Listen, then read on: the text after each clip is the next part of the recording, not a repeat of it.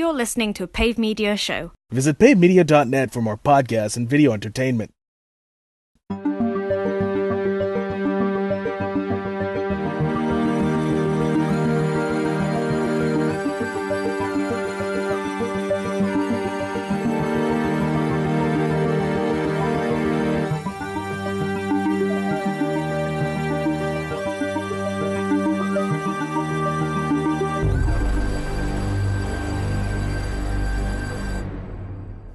All right, welcome everyone to our third episode. Number 3. Our third Third episode of Fake Nerd Podcast ever. Nope. Time travel. I'm a baby. Our third.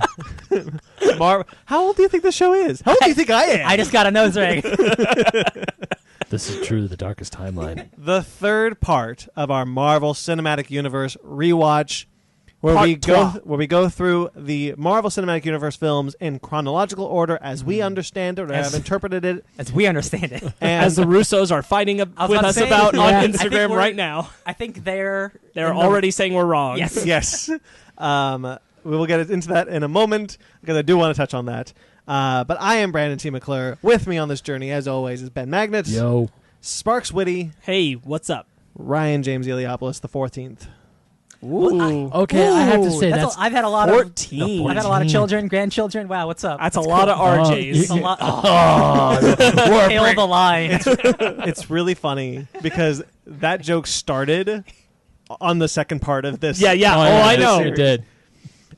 So as I said before, we are going through the Marvel Cinematic Universe films. So far, we have gone through Captain America, Iron Man, Incredible Hulk, Iron Man 2, Thor, Avengers, Iron Man 3. I can do this. Thor: The Dark World, Captain America: The Winter Soldier. Wow. Yeah. And now we are on Guardians of the Galaxy, Volume 2, Avengers: Age of Ultron, Ant-Man, and Captain America: Civil War. Yep. So as you will see, we are not going through phase. We are going through... And technically, Captain Marvel fit somewhere back there, Yeah. but Yeah, we she's technically... we did that in a review. We are specifically talking about the movies, the 20 films up to Infinity War. Yes. And Ant-Man and the Wasp. Oh, and Ant-Man and the Wasp, shit. yes. Well, 20 films. There you go. Ant-Man, 20. But you said up to Infinity War. I want to be correct. clear. Captain Marvel does fit in that. This is recently, actually, we just heard the news that Kevin Feige considers this franchise part of the franchise called the Infinity Saga. I like that a lot. Yeah, I do too. Oh, yeah. That means there's more to come. Oh my God! Every saga's 20 shit. films. Oh my God! goodness That's gracious. Can you Our imagine? grandkids are going to be in the third phase of phase 19. I love it. of the fifth saga or something like that. I processed the other day that I was like, oh man, there's going to be a 50th Marvel film. Yeah. What will that movie be? We'll find out when we're 90. Can you imagine that once the Marvel films No way. end? Oh my God, you're right. They make so many movies. No, can you imagine if this is a big if the Marvel films end, they told all the stories they want to tell, we're gonna wait a while. Can you imagine the giant ass box set of all the Marvel films, or Yes, even the box set of the Infinity Saga by itself? You know what? I was thinking You about can't this. afford it. I was No thinking about, shit. James Bond has a big set, right? Yes, the 50, the 20 whatever films. What I was thinking about the other day is what happens when Feige leaves. I don't want to think about it. I He think picks a successor. I think Yeah. he's gonna be there. King Feige picks his successor. And He's it- just a clone. No, And it's what, Ryan. No, what? What you have to do is when Feige picks his successor, you have to bend the knee and he knights you with the Mjolnir, and you stand up. You get your own- Next you, I don't- oh shit! I don't think be worthy. Feige's done for another decade. I don't think so either. I think that dude, he's gonna ride this wave until I think I'm sure he's getting offers too. This is probably. I think I'm he sure also just people are he loves it so much. Yeah. This is the dream job. I was listening to some I was watching old interviews with him when he was on X-Men and Spider-Man. Sure. Oh, wow. He was always pushing for more comic accurate. Yeah. He was on set trying to fluff up Hugh Jackman's hair. Yeah. To get it more comically accurate. He has a podcast he did a little while ago with Leonard Maltin. Maltin on Movies, and that's a really good one if you want to get a broad strokes of Kevin Feige moving through his career. Yeah. Funny enough, This is where he wanted to be. Yeah, funny enough, I was actually watching some older Kevin Feige stuff too, Yeah. where they revealed Infinity War parts Part 1 and 2, Uh-huh. where they did the whole Phase 3 reveal, where Serpent Society became Civil War, When Inhumans was there. when Inhumans was there, Oh, yeah. and man, he loves it. Back before Spider-Man Homecoming was even Yeah, announced. back Wait, what when was Captain the- Marvel's coming out a year before it came What was out. the Civil War? What was Serpent Civil... Society. There you go. Yeah, initially they had tricked They us faked us. into thinking. Oh, that was a good fake out. Those Russos added No, it when from the they, beginning. I remember when I saw the slate for Phase 3 and it said Captain America, Serpent Society. I'm like, oh, okay, because a lot of people were there were rumblings of Civil War, and people were even saying that there's going to be Planet Hulk movie as well. Yeah. But then when it's like when Marvel Fisher said, yeah, so here's the Captain America film, it's Civil War, tricked ya. I was Yeah. like, I lost my mind. Yeah, I was like, I couldn't freaking believe it. They were So doing the it. other thing that I wanted to touch on is that the Russos have started a daily countdown of the chronological order of films. Yes. And they did Captain America, and they Yeah. did Captain Marvel, they did Iron Man, Uh-huh. and then they did Iron Man 2. Uh-oh. Yeah. Now, I think we were in kind of an agreement that Iron Man 2, probably continuity-wise, does go before... Hulk? Yeah, after Hulk. we did this last marathon viewing, that was where I conceded that I was like, I can see where Iron Man 2 takes place before Incredible Hulk, and it's better watching chronologically in that order. Yeah. I kind of prefer seeing if you're marathoning them, and I don't mean like marathoning them in a day, I just mean marathoning them in a short span of time. Yeah. Kind of prefer watching Incredible Hulk before Iron Man 2. Yeah. Yes. I like that breadth. I But I agree. can see where chronologically it happens Yeah. after. However, I still just can't get behind the Thor one. We'll see I what just happens. can't. We'll see what happens tomorrow. I am reposting them on our Fake Nerd story, just kind of for fun. I mean, so we'll see what they post tomorrow. Either Thor or Incredible Hulk. I think when we get to the end of this, when we start ranking them in our regular podcast episode, they'll have put out all of them. Yes. We could talk about what we think of the chronology then. Yeah. Mhm. Be down. Ben, what were you saying? No, damn, I lost my train of thought. Oh, I'm so sorry. Ben. Should we get into it? No, then? I remember because I like the breadth of fresh air between like we get Iron Man, Incredible Hulk, and then Iron Man 2. But also those two movies are kind of like the gray area where there's no true right answer. You could flip flop between the two of them, and they both will flow seamlessly. Yeah, and I obviously conceded the idea that after a decade of you and I arguing this, Marks, Right. that Iron Man 2 is real bad, and you need Yeah. something to stop. It's hard to watch one right after the other. yeah. It's- Iron it's Man, just hard. really, really good. Iron Man 2, not so much. Yeah. Yeah. So, shall we get into it? Yes. So we start this phase of our journey with Guardians of the Galaxy. In space. The Okay. first James Gunn film, and arguably Marvel's biggest gamble since Iron Man. I would agree. At that time, yeah. If this film didn't work, I would say their biggest gamble since Avengers. okay, that's fair. There we I think go. Avengers Okay, then. was a gamble. Yeah. Because if this film It- didn't work, Looking back, it's like, well, that was a sure thing. Yeah. But Yeah. it's like, Yeah. not at the time. This was definitely the weirdest. the Brandon weirdest himself one. was like, what if I hate it? yeah, like it was the whole thing of like Guardians of the Galaxy when it was first announced, people were just kind of wondering like, well, if if Guardians of the Galaxy doesn't work, then we're just seeing sequels to Thor and Captain America forever. Yeah. Because this is their weirdest property. If they can make this work, they can make anything work. Because this Sure. is the first cosmic film. Yeah. Yeah. I mean, truly cosmic. I mean, you can argue that Thor is also a cosmic film, but this is like the truly like you're in space. That There's shit takes place on Earth most of the time. there's spaceships It's and a all. dark world. Yeah. So let's. Still takes place on Earth a lot. It's like half an hour. Okay, Thor's cosmic esque, but this is like true Guardians blooded is straight cosmic. a space movie. So then, how we do when we always start this initial thoughts when you're in 2014. Throw yourself back to 2014, right? That's 2014. Oh no, smart! No, go back. Throw yourself back. What were you thinking? What were you thinking walking into the theater? I'm gonna go first because Guardians of the Galaxy Volume 1 has a very special and dear place in my heart. Reason being is that was the first movie date fan I ever went on. Aww. That was That's 5 years Sorry, ago. I'm just You guys kidding. been together almost 5 years. 5 years in June. That's amazing. Yep. Good for you. Yep. So Guardians of the Galaxy, because when we first started dating, I asked her, I was like, "Hey, she can do better. do you No.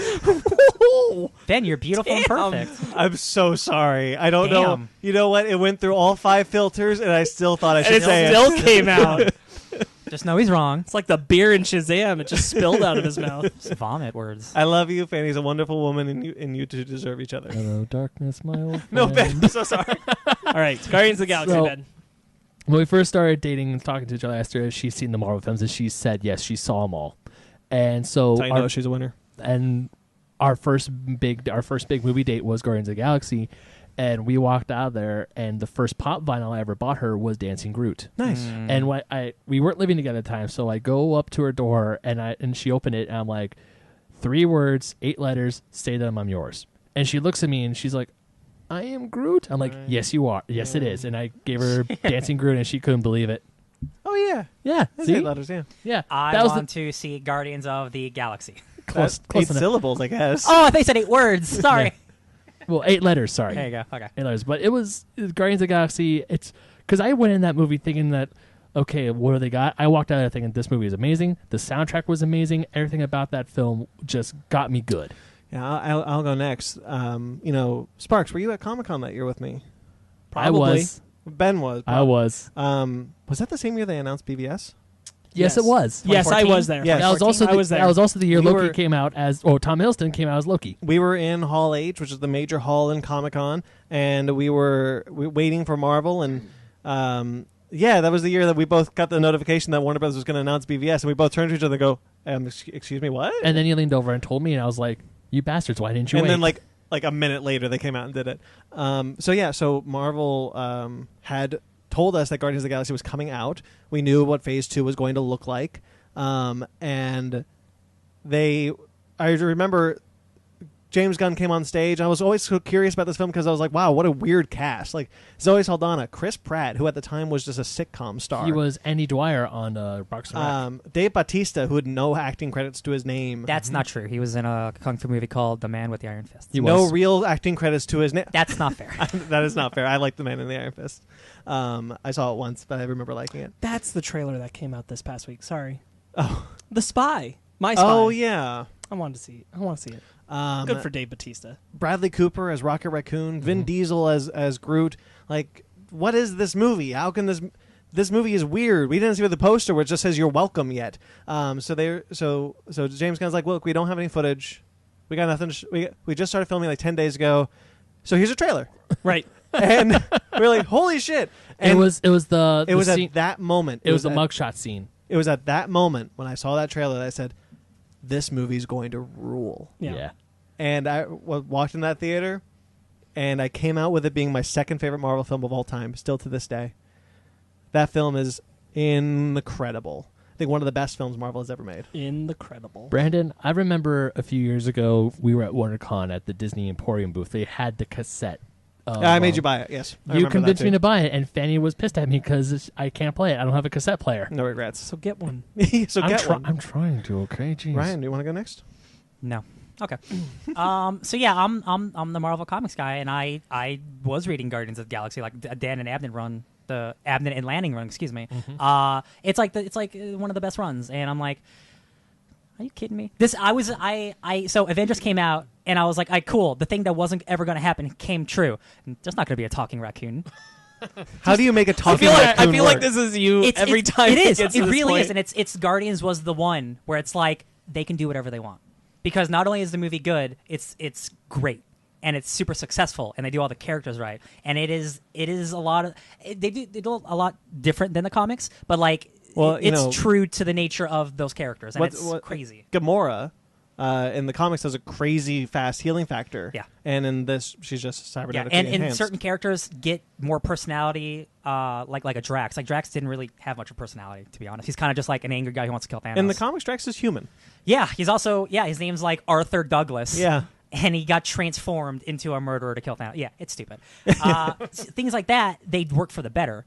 And then when we talk about Guardians 2, they do a lot of big changes that I'm not as okay with. But for Guardians 1, man, like at the time, it was my favorite Marvel movie, 100%. When it came out, I thought it was my favorite. All right, Sparks, what do you got? Yeah, I really, really enjoyed it when it first came out. I remember what you're talking about with the Comic-Con stuff. That was crazy.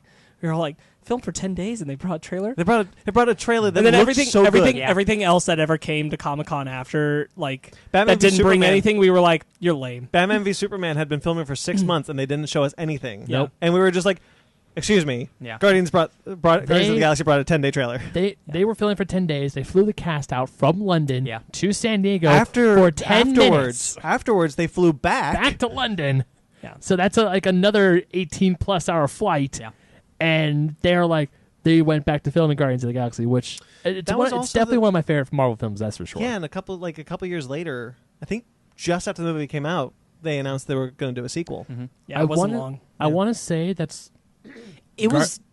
I want to say it was like almost Instantaneous. immediately. It was like, almost after that instantaneous. first weekend. They were like, "Oh hell yeah!" Yeah, they had a little sizzle reel that had like the scene with Thanos, like I will bathe the starways in your blood, and then they had a clip of James Gunn. Yes. Yeah, It was like the whole Marvel stuff up to that point, and then it was like, "Hi, I'm Thanos." yeah. And Josh Brolin, that was the first time we heard Josh Brolin was cast as Thanos. Right. And then there was a bit where James Gunn and Chris Pratt were talking about it. It's like, man, they didn't invite us to Comic-Con. It was like they're getting ready to film a thing. And it's like, yeah, they didn't invite us to Comic-Con. I know, it's so man, wouldn't it be crazy if we just like announced that we're doing Guardians of the Galaxy Volume 2? I know that'd be so insane. Wouldn't it? Yeah, we're not going to do that though. And that was just the video. Yeah. It was like Guardians of the Galaxy Volume 2. I was like, oh damn. I think Guardians 1 is the one Marvel film I've seen the most in theaters. Because I know I've seen I saw it Infinity 4 times in theaters. No, yeah. I think because I know I've seen Infinity War twice. I saw Civil War twice. I want to say I saw Spider-Man once. You and I. I was gonna bring this up because I saw it with Fanny. I saw Guardians with one of my best friends, Adam, and then you and I went and saw Dragon Ball Z Battle of the Gods. Yes. We were at dinner at TGI Fridays across the street, and you son of a bitch, I said, well, let's go see me Guardians of the to Galaxy. see Guardians of the Galaxy in IMAX 3D.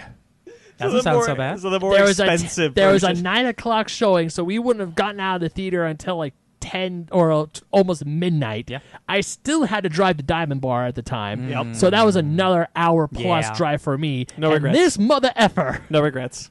No regrets. No that was regrets. actually the same theater you and I went and saw the preview for it. Yes. Nice. Yes, it was. We had seen a preview. We saw a preview. We did. We got. I had a poster up yeah, there. we did. Of that preview. I I have a vinyl album of this soundtrack? movie. when we watched it Look at at you our, guys owning soundtracks from this movie you can't play. Go on, Ryan. Hey, You're absolutely Yeah, yeah. correct. In my defense, I bought the CD. I mean, I bought the deluxe edition of the CD. but you still have the cassette pen. Yeah, I do. Yeah. You Zara can't play has a it. vinyl player. Hey, there you go. Yeah. It took me 5 years. Well, look at you. You can play it. I saw this movie at midnight, and when we watched it, I brought a piece of memorabilia that I won. Oh yeah. From that night. Yep. There was a trivia contest, and I was the only person in the crowd who knew who directed Guardians of the Galaxy because I was a film buff, James Gunn. James Gunn, and nobody else raised their hand. Oh, so is that- I have a giant standee that Oh, says Guardians of the Galaxy. Oh, that's right. Yeah. Oh, yeah, You- yeah. When we watched it, you brought it out, and it was chilling on was chilling. Blink's Catry. All right, let's get into it then. So Guardians of the Galaxy. Yeah, it sucks. No, it opens like with me crying. I'm like, yeah, cool. with- Thanks, James Great, Gunn. great opening. Yeah. This is one of the only films with a cold opening before the Marvel- logo? It was the first. I was gonna say because No, Ant-Man no, came it was after, the right? second. It was the second. Avengers it? did it too. Okay, Avengers Yeah. did it too. Avengers did it with the other Yes. explaining the Tesseract and all that. And it's got the new Avengers. At the time, the new Marvel Studios logo by Brian Tyler. Which was a little had the fanfare. It was silver. You could still see the comic page Yeah. flips. It was And then it went silver. Then the Marvel Studios logo pops up. by Brian Tyler for Thor: The Dark World. We He didn't- designed that one. This is completely irrelevant, but we didn't mention in the Shazam review that they didn't do the Worlds of DC thing. You're right. Oh they yeah, did. we didn't. They didn't Oh, have they they didn't. didn't have all the superheroes and stuff. Spoiler alert for that. But that's the credits for the movie. That's Full spoilers, by the way, for all these films. Yeah. I should just say. yeah, in man. case anybody Guardians cares. of the Galaxy. It's about a boy gets space Great- invaded. Great opening. It opens with Peter losing his mom. to Yeah. cancer. That That's sucks. harsh. That hurts. That That's damn sick. tumors. That's like one ticket to Sadville, please. and then follows it up with the musical intro opening of the credits. Yeah. Boom. You Yeah, mean to come and get your love. Yeah. Yeah. I love the Come and Get Your Love sequence. This was the Guardians films are the only Marvel films to do opening credits. Are they really? Yes. Yeah. Interesting. Ryan Yeah. and I noticed that Yeah. while we were marathoning it. They're the only ones that do like a directed by James Gunn, starring Chris Pratt, Zoe Saldana at the Interesting. top. None of the other Marvel movies do that. I had noticed. Yeah. Yeah. Wow. And they're both musical numbers. That's so Yeah. weird. Yeah. Yeah. The opening sequence of him on what's the planet's name? Morag. Morag. Morak. Where he plays Come and Get Your Love, and like that's everything you need to know. That's it. That's the opening of Indiana Jones and the Raiders of the Lost Ark. Like, you know who this character is. But silly. He hasn't even said a word yet. Right. And I love that type of visual storytelling. Like, you know, he's a bit of a dick. He's kooky. He's kicking those little. He's kicking the little guys, rats. doing a cool little dance. He grabs one of them, uses them as a micro. Like Yeah. the He's here to second have a he, good I time. love Thief. animal abuse. I don't. But the second he walks in, Hey Ben, I don't think he actually likes. I know. No, the fake nerds don't condone rat abuse. Yeah, I know. But he walks in. Speak for yourself. What I love We're about going down a rabbit hole. I'm going to take us. God damn it. What I love about the opening of Guardians is that because we had no idea, like we knew from the trailers that Blue Street 1972, Hooked on a Feeling, Hooked on a Feeling was gonna Heavily in the trailers. heavily influenced. Ooga chaka. So we knew that song was gonna pop Man, that somewhere. became a fun joke for many people, including us. Yeah.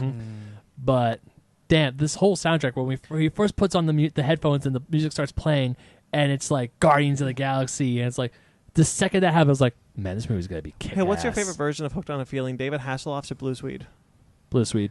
I mean, as actually a good song, Yeah. Blue Swede. Oh, you're wrong. It's David Hasselhoff. But as oh my god, this song, David Hasselhoff. I really like David Hasselhoff. Like, of course you ironically. do. You like David Hasselhoff. I do. Zardu Hasselhoff. Hey, he's always going to be my Nick Fury. That's All later. right, well, we lost Brandon for 5 Yeah, minutes, we so did. let's talk about the intro of Yondu. Oh, man. Yeah, No, Yondu. that whole thing where Peter gets like this random orb. We also see the Beta Ray Bill skull alien. His species is has a skull there, yeah. Yep. Morag. And then he gets the orb. It's like cool space stuff. And then finally, We didn't know the orb was an Infinity Stone going into this movie. No. no. I was just We like, didn't know Infinity Stones were in the movie. Yeah. We didn't know Infinity Stone. What was Jimon Hansu's character? Korath. Korath. Yeah. Korath comes in. He's like, okay. Star-Lord. Ooh. Also, he's like, Ninja Turtle. You better stop poking me with that. Mm-hmm. Yeah, I like how... Honestly, like, I like how dated his references are. Yes. Well, because he grew up in the I know, 80s, but and that's like- all he has. Well, I he know, was but I adopted like in that what, they- 89? Yeah. They don't take that... They don't go too far with it. It's just... You know, what would he know? Ninja Uh-huh. Turtles. He would know these His songs. references stopped at a certain point. Yeah. So that's Yeah, all yeah. yeah. Like, I like that a lot. I think... so this script was written by James Gunn and Nicole Perlman. Uh-huh. And I think that those two built a script that is probably one of the strongest in the MCU. I agree 100%. Uh-huh. Sure. I think each character has so much heart in them, so much character. The character dynamics are amazing. I really feel like everything about how these characters interact and are written is borderline perfect. Yeah, this is definitely one of the few Marvel movies where I don't have many complaints, and this is like almost a like Shazam situation where like the villain isn't the strongest, but everything else is so good, like it doesn't detract at all. Like all the good stuff is like, man, like who cares about that guy? Let's just focus on the raccoon. That's cool. Yeah, Ronan. Who cares about Ronan? Yeah. It's Although I fuck it. really like his intro. Yeah. With Oh, yeah. the ceremony. Yeah. I like They it call even more. me I like it even more terrorist. post Captain Marvel. Yeah. Yeah. They call me a terrorist. Oh, I went a little Why are we- Mandarin. Why are we Mandarin. being Mandarin? I went a little Mandarin. Stop with the Mandarin. That's been happening a lot. I recently. prefer to think of myself as a teacher. terrorist. Hey, ole, hold up. ole, ole. Hold up. I think This I is can the do Iron it. Man 3 I think spoiler special. I could do a good run in. Because I obey the ancient laws of my people, the That's Kree. not bad. Okay. Not terrible. No, I will not. Don't keep going. No, I'm done. No, sorry. Damn. Sorry. You got you. Yeah, the Ronan's introduction is real cool. Yeah. Yeah. How he just like slams the Xandarian's head in. cleanse it. Uh-huh. I No, think- I will cure it. Oh, Kira, thank you. Yeah. I think everybody, every character in the film has strong intros. Yondu, Glenn Close. Gamora, Glenn Yeah. Close. Glenn Close is just prick. Yeah. I like Glenn Close a lot in this movie. John C. Reilly even. John C. Reilly and Peter Sarah Serafinowicz. Fenowitz. Yeah. Yeah. All man, this guy's real good. Yeah, man. Everything in this movie is like rock solid good. What a bunch of a-holes. Stan Lee's pervert cameo. He's yeah. talking to where he's Grade A prevert. where he's talking to a younger I did not woman. expect. I remember the first time I watched it, I didn't expect Rocket and Groot to show up where they did, when they did. Yeah, that was surprising. All of a sudden, there they were, and I was Yeah. like, "Oh man, Yeah. They're we're introduced- here." they're- I didn't think this was all right. They're introduced as just people, as Yeah. just characters. Yeah. Like there's no There's aliens on an alien there's planet. nothing. Get notified of a bounty from Yondu. Yeah. Yeah. Rocket Bradley Cooper puts so much heart into Rocket. Yeah. Like he's so good as Rocket. He's actually trying. Yeah, and I think and Vin Diesel also does a really good job with Groot. Like there's a lot of talk about a lot of people say like, oh, anybody could do Groot, and I'm like, go to the Guardians of the Galaxy ride and listen to the person who plays Groot there, because Vin Diesel is not doing it, and you can tell. Yeah. I just want to talk about Rocket. So Rocket is my favorite character in the MCU. Okay. No, Captain America is. Rocket is my second favorite character in the MCU. It's this man from World War II, or it's a talking raccoon. Yep. One of the two. Rocket. I think James Gunn clearly puts a lot of heart into Rocket because he's said before he identifies with Rocket, and I think that really shows. It shows especially in 2, but there's I was a bit say of his past tweets definitely show that. Yeah, it shows. Okay. Rocket's a little bit of a jerk. It shows a little bit in this film, and I really identify with Rocket. In a way that I'm such a tiny little furry guy. No, I'm kidding. You're very tall. Rocket is such it's a miracle that Rocket Raccoon works. Right. Because there's so much heart and investment from Gunn, from Cooper. Like they do the legwork to make Rocket feel like a fully fledged person. It's a huge investment because it like for us, like we like fantasy stuff. Like we can accept a talking tree. For regular people, they see a talking raccoon, man, that's a real big push for them. Yeah. But this movie made a believer out of everybody. My mom knows who Rocket Raccoon is. Right. That's insane. That's my barometer. When my mom knows who you are, then you really made it. And like really, because like does your mom know who we are? No. Oh, damn it. She doesn't know. We haven't made it. Yeah, we haven't made it, no. No. But like, real quick. When I saw this at midnight, I also went with a friend who's not an MCU fan. Sure. And I was like, this is the barometer if this movie is great, if he likes it. And he loved it. And he doesn't care about the other movies. And I'm like, this is it. This is a really good film to introduce people to the MCU. Yeah. It's wholly disconnected from everything else. Sure. It has a visual style all its own. It does. That's for sure. There is nothing in the MCU that is like the Guardians films. Yeah. Just in general. And because I feel like they were able to, much like with Dan Abnett and Andy Lanning when they did Guardians of the Galaxy, the editor-in-chief of Marvel at the time said, I don't like cosmic. Do whatever you want. I don't care. So Abnett and Lanning were able to reinvent and make cosmic Marvel something really great. Hell yeah. A similar thing happened with James Gunn. Kevin Feige obviously cared about these characters, but said, do whatever you want. And James Gunn was able to give it a unique and different visual style. Right.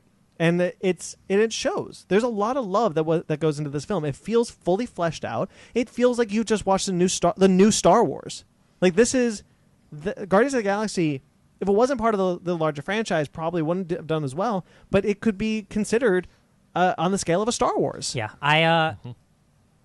I agree. I think if this wasn't tied to Marvel, I think like if this was its own weird space movie, I think it would have been just as successful. Sure. Because like it's got all the ingredients for a great movie. Right. Like just like Star Wars, right? It's got space stuff. It's got crazy monsters. It's got lovable and like characters. Star Wars, it feels lived in. Yeah. It feels like this is a world.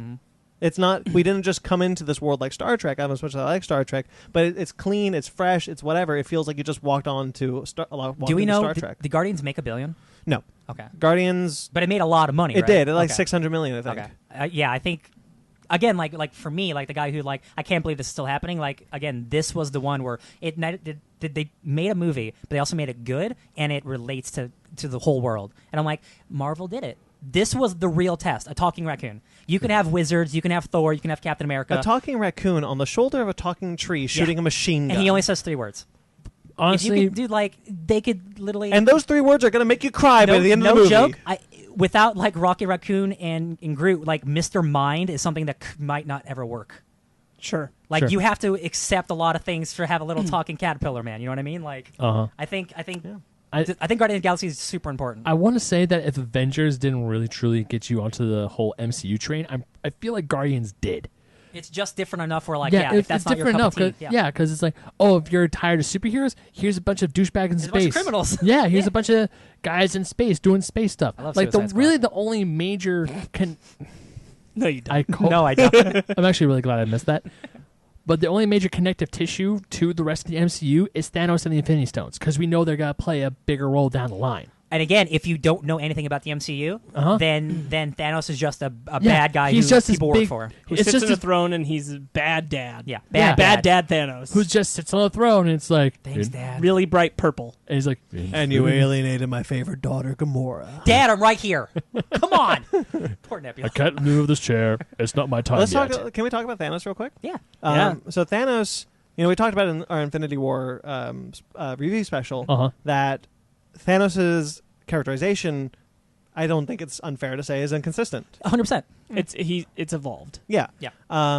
In this film, he's like, yeah, I'll wipe out all of Xandar if you give me the Infinity Stone. Yeah. Like in this movie, they hadn't settled on the wiping out half of the universe to save whatever. And he later did wipe out all of Xandar. He did to wipe get out all of Infinity Xandar. Stone. Well, Yeah. I know he decimated Xandar. Did he kill all of it? I think it's meant. I think decimation is supposed to reference like he effed them up real bad. Okay. Not 'Cause just I believe the that- 50%. Hey, look, Yeah. look. If Glenn Close is still alive, I'm okay. I'm not convinced. Real quick, just on that, Ben. We know that he doesn't actually live by the half and half rule because he killed all but one of the dwarves. True. Yeah. He doesn't live by the half and half rule. It's a front. True. He's a bad person. Well, So yeah. so he says, he's tasked Ronan to get him an Infinity Stone, and to do so, Go do that, puppet. he's 'Cause loaned he out. lost 2 already. I love that the other is in this movie. Yeah, and Sure. gets murked. Alexis Denisoff from Buffy fame is just like lower your tone. And his neck snapped. Jeez. neck twisted Yeah. around. Did a full Yep. 180 that- owl move. and Thanos is just like, whatevs. Yeah, I I like that they kill the other. Yeah, I thought that was real cool. And again, this is a very different Thanos to what we have now. But in 2014, He's also more purple in this yes. film. In yeah. 2014, Yeah. when I'm seeing this at like 12:35, and that's Thanos on the screen, I'm like, holy shit! I wish Holy shit! I wish they had kept the shade of purple. I prefer him personally. His Infinity War look To be honest, I think I'd be happy with somewhere in between. in between. too. Yeah. I think he's a little too taken away from that purple. Yeah. In Infinity War, having seen Infinity War now. I also think that that's a little too purple in Guardians of the Yeah. Galaxy. I think somewhere in between would be a perfect shade middle. Sure. I'm happy. I'm happy with all the looks that he's This had. has been my Thanos talk. Yeah, I think it was really interesting to see Thanos in this film because we weren't sure if he was going to be in it. And I would argue and stand by that until Endgame is done, I'm not wholly convinced that everything about who Thanos is represented to be in Infinity War is necessarily who Thanos is. Sure. That it means that Guardians of the Galaxy is now inconsistent. Because it was years ago. I don't know that that's true. I still err to, I think that Thanos has kind of pushed himself into a front of what kind of person he is. He got a sick tan. You said, hey, we've made it. This is the talking raccoon. Mm-hmm. You know what got to me watching this film the first time? There's the severed head of a celestial. Nowhere. Yeah. Oh, yeah. A celestial. Yeah. This is the first time we see any mention of a celestial in this franchise. Sure. The fact that they went there is insane to me. And then they double down, and when And they have showed us a the Power Celestial. Stone sequence with Uh-huh. the Collector, you see Celestial destroy a planet. Yeah. I'm like, man, you guys are great. That was a celestial? That's Yeah. a celestial, yeah. With like the six, like the straight eye- out yeah, of Jack Kirby's design. 100%. The thing that's like almost the size of Galactus. Uh-huh. Yeah. Yeah. That's a celestial. Okay, Oh, yeah, I could baby. dig it. Yeah, and he talks about the whole thing is like, once long ago, blah, blah, blah, blah, blah. Everyone in this movie is just so good. Benicio del Toro is so fun in this movie. He is. I hope he's not dead. I really pretty want to sh- see him and Jeff Goldblum interact. 100%. Yeah. I think it will be a mistake if we never get to see that. Yeah. It's teased at the dang ride. There Yeah. it is. There's a Post-credit painting. scene. There's a painting of him at freaking Disneyland. It's gonna be one of my There bingo has cards. to be. He's going to be finger cards. Brothers meet up. The fact that we see Nowhere, obviously it's different than what we see in the comics. It's a mining place controlled by Tavon, who's the collector, who is an elder of the universe or whatever they're called, I think. Elder of the Universe, you're right. We see my favorite guardian, my favorite Cosmo? guardian from the comics, Cosmo. Freaking Cosmo Russian the dog shows up. Wish we got a little more of Cosmo. Me too. I want to jump back a little. I want to talk about the scene where they kind of all come together in prison. Yeah. Yeah. Oh, yeah. Kill them. I, Well, think that's one of my I think favorites. everything that happens in the prison is really strong. One of my favorite things is the establishment, how quickly we connect with Gamora because of how isolated she is. Yeah. Yeah. That representation and the way that they kind of all come together Or around that. also some good moments for Drax when he's like, I like this knife. I'll take it. That was my favorite. Yeah. All It's those. like, all so those up prison there, guards. blinking yellow lights, that's a core next barrier. We definitely need to get that last. Oh, man. Me. The prison Yeah, escape yeah. sequence is one of the best action sequences I've ever seen in my life. Yeah. 100%. It's Yeah. also one of the best prison escapes I've ever seen. Yeah. It's really good. It's a really well done. I need that piece. guy's leg. Here you go. What a simple and cool plan. Yeah. I really like it. We're this getting is out. this is where it's established for me that Drax is like going to be one of my favorites.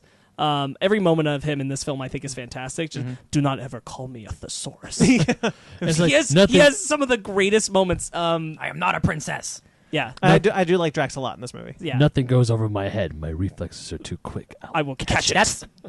That metaphor one might be the best joke. Yeah. I like Drax a lot in this film. I like All of them, man. Gamora Yeah. a lot. This movie is But I think what was so genius is how through the prison scene and just before it, we got to know each of the characters Yeah. so well and how they worked with each other because we got to know like how hated Gamora was and where she stood and what was going on with her. But we got it very quickly. We got to Groot's know explanation we got to very know so quick. much about Rocket just by watching Chris Pratt watch him when he got hosed down and Yes. had the cybernetic- stuff on his back. Yeah.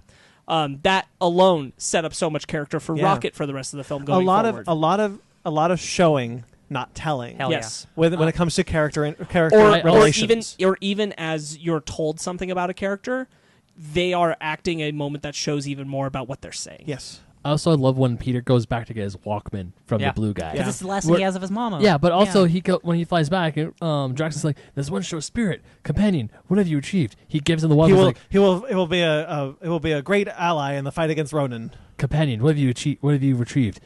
You are an imbecile." It shows them the thing. Behold.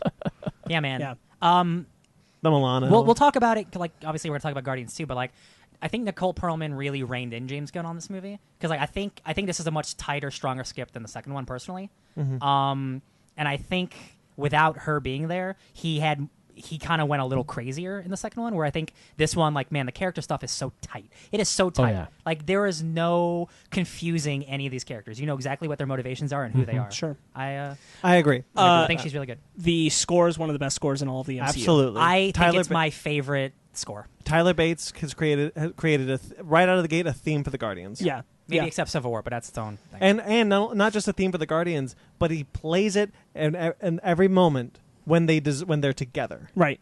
And it's done in a way like, hey, they're the Guardians, they're triumphant. I think it has the strong that they as a group have probably the strongest sense of a theme outside of the Avengers. Yeah. Yes. I agree with that. The Avengers have a really good theme. The Avengers do have a really good theme. Yeah. Tyler Bates is really good in this one. Who knew James Gunn had this in him? I did. Like, as a director. Because I've seen every single one of his movies before this. I only saw Super, I think. Slither, Super, Romeo and Juliet. He does ensemble stuff really well, and this is like all the other Marvel movies, like small directors getting their big shot. Like, but you know what's interesting about this is, a lot of the times when it comes to and Marvel is they love indies. Marvel is this is a problem with inside of Marvel. We heard recently that a potential director for Black Widow said that I'm not going to do it because they have people to do the action sequences, and I think that is a problem, but I don't think it's always the problem. And I think what it shows when it's just like, this is James Gunn directing action. It feels like him. It feels like his direction. Sure. It doesn't feel like the second unit did the action sequences, and I like that. It makes me wonder because Guardians of the Galaxy is way less profile than like Black Widow, who is an established character. They're more controlling on Black Widow than they would a Guardians. Maybe, and we'll get to it. We'll get to it in the later film. I think that in this section there is a movie that is rampant with it. So we'll get to. I'm just gonna say it because I'll forget Ant-Man. Yeah. I'll forget if I don't say it now. This film is. I think this film is near perfect. Like Sure. the character, like as Ryan said, the character development is so tight. You really see them come together and why. You see them become allies reluctantly, and then you see them form into friends. I don't think there's a wasted moment in this movie. I don't think so either. I Like, love this sequence. It's a solid probably 2 hours or so, right? Yeah, it's and 2 like, hours. every time I've watched it, and I've watched this movie a lot. Like I never feel like it's dragging ever. No. I wish like my biggest thing would be that I wish Ronan had a stronger I agree. narrative presence. He's kind of a Savannah presence. I agree. Yeah. But what about the sequence? We haven't talked about Michael Rooker yet. No, I was about to bring him up. Michael Rooker plays a great Yondu. One of my favorite bits is when he's doing the bully bully bull. Yeah. And Sean Gunn is clearly cracking up. Yeah. So James Gunn did something that at the time this hadn't happened with Marvel. They would do this with Ant-Man. Again, second reference to this film. They brought in an old Guardians of the Galaxy character. The Guardians of the Galaxy used to be the Avengers of the 31st Century. Yep. And it was Yondu. It was... I don't remember all their names. Can you? Vance Astro. Vance Astro, Darkhawk.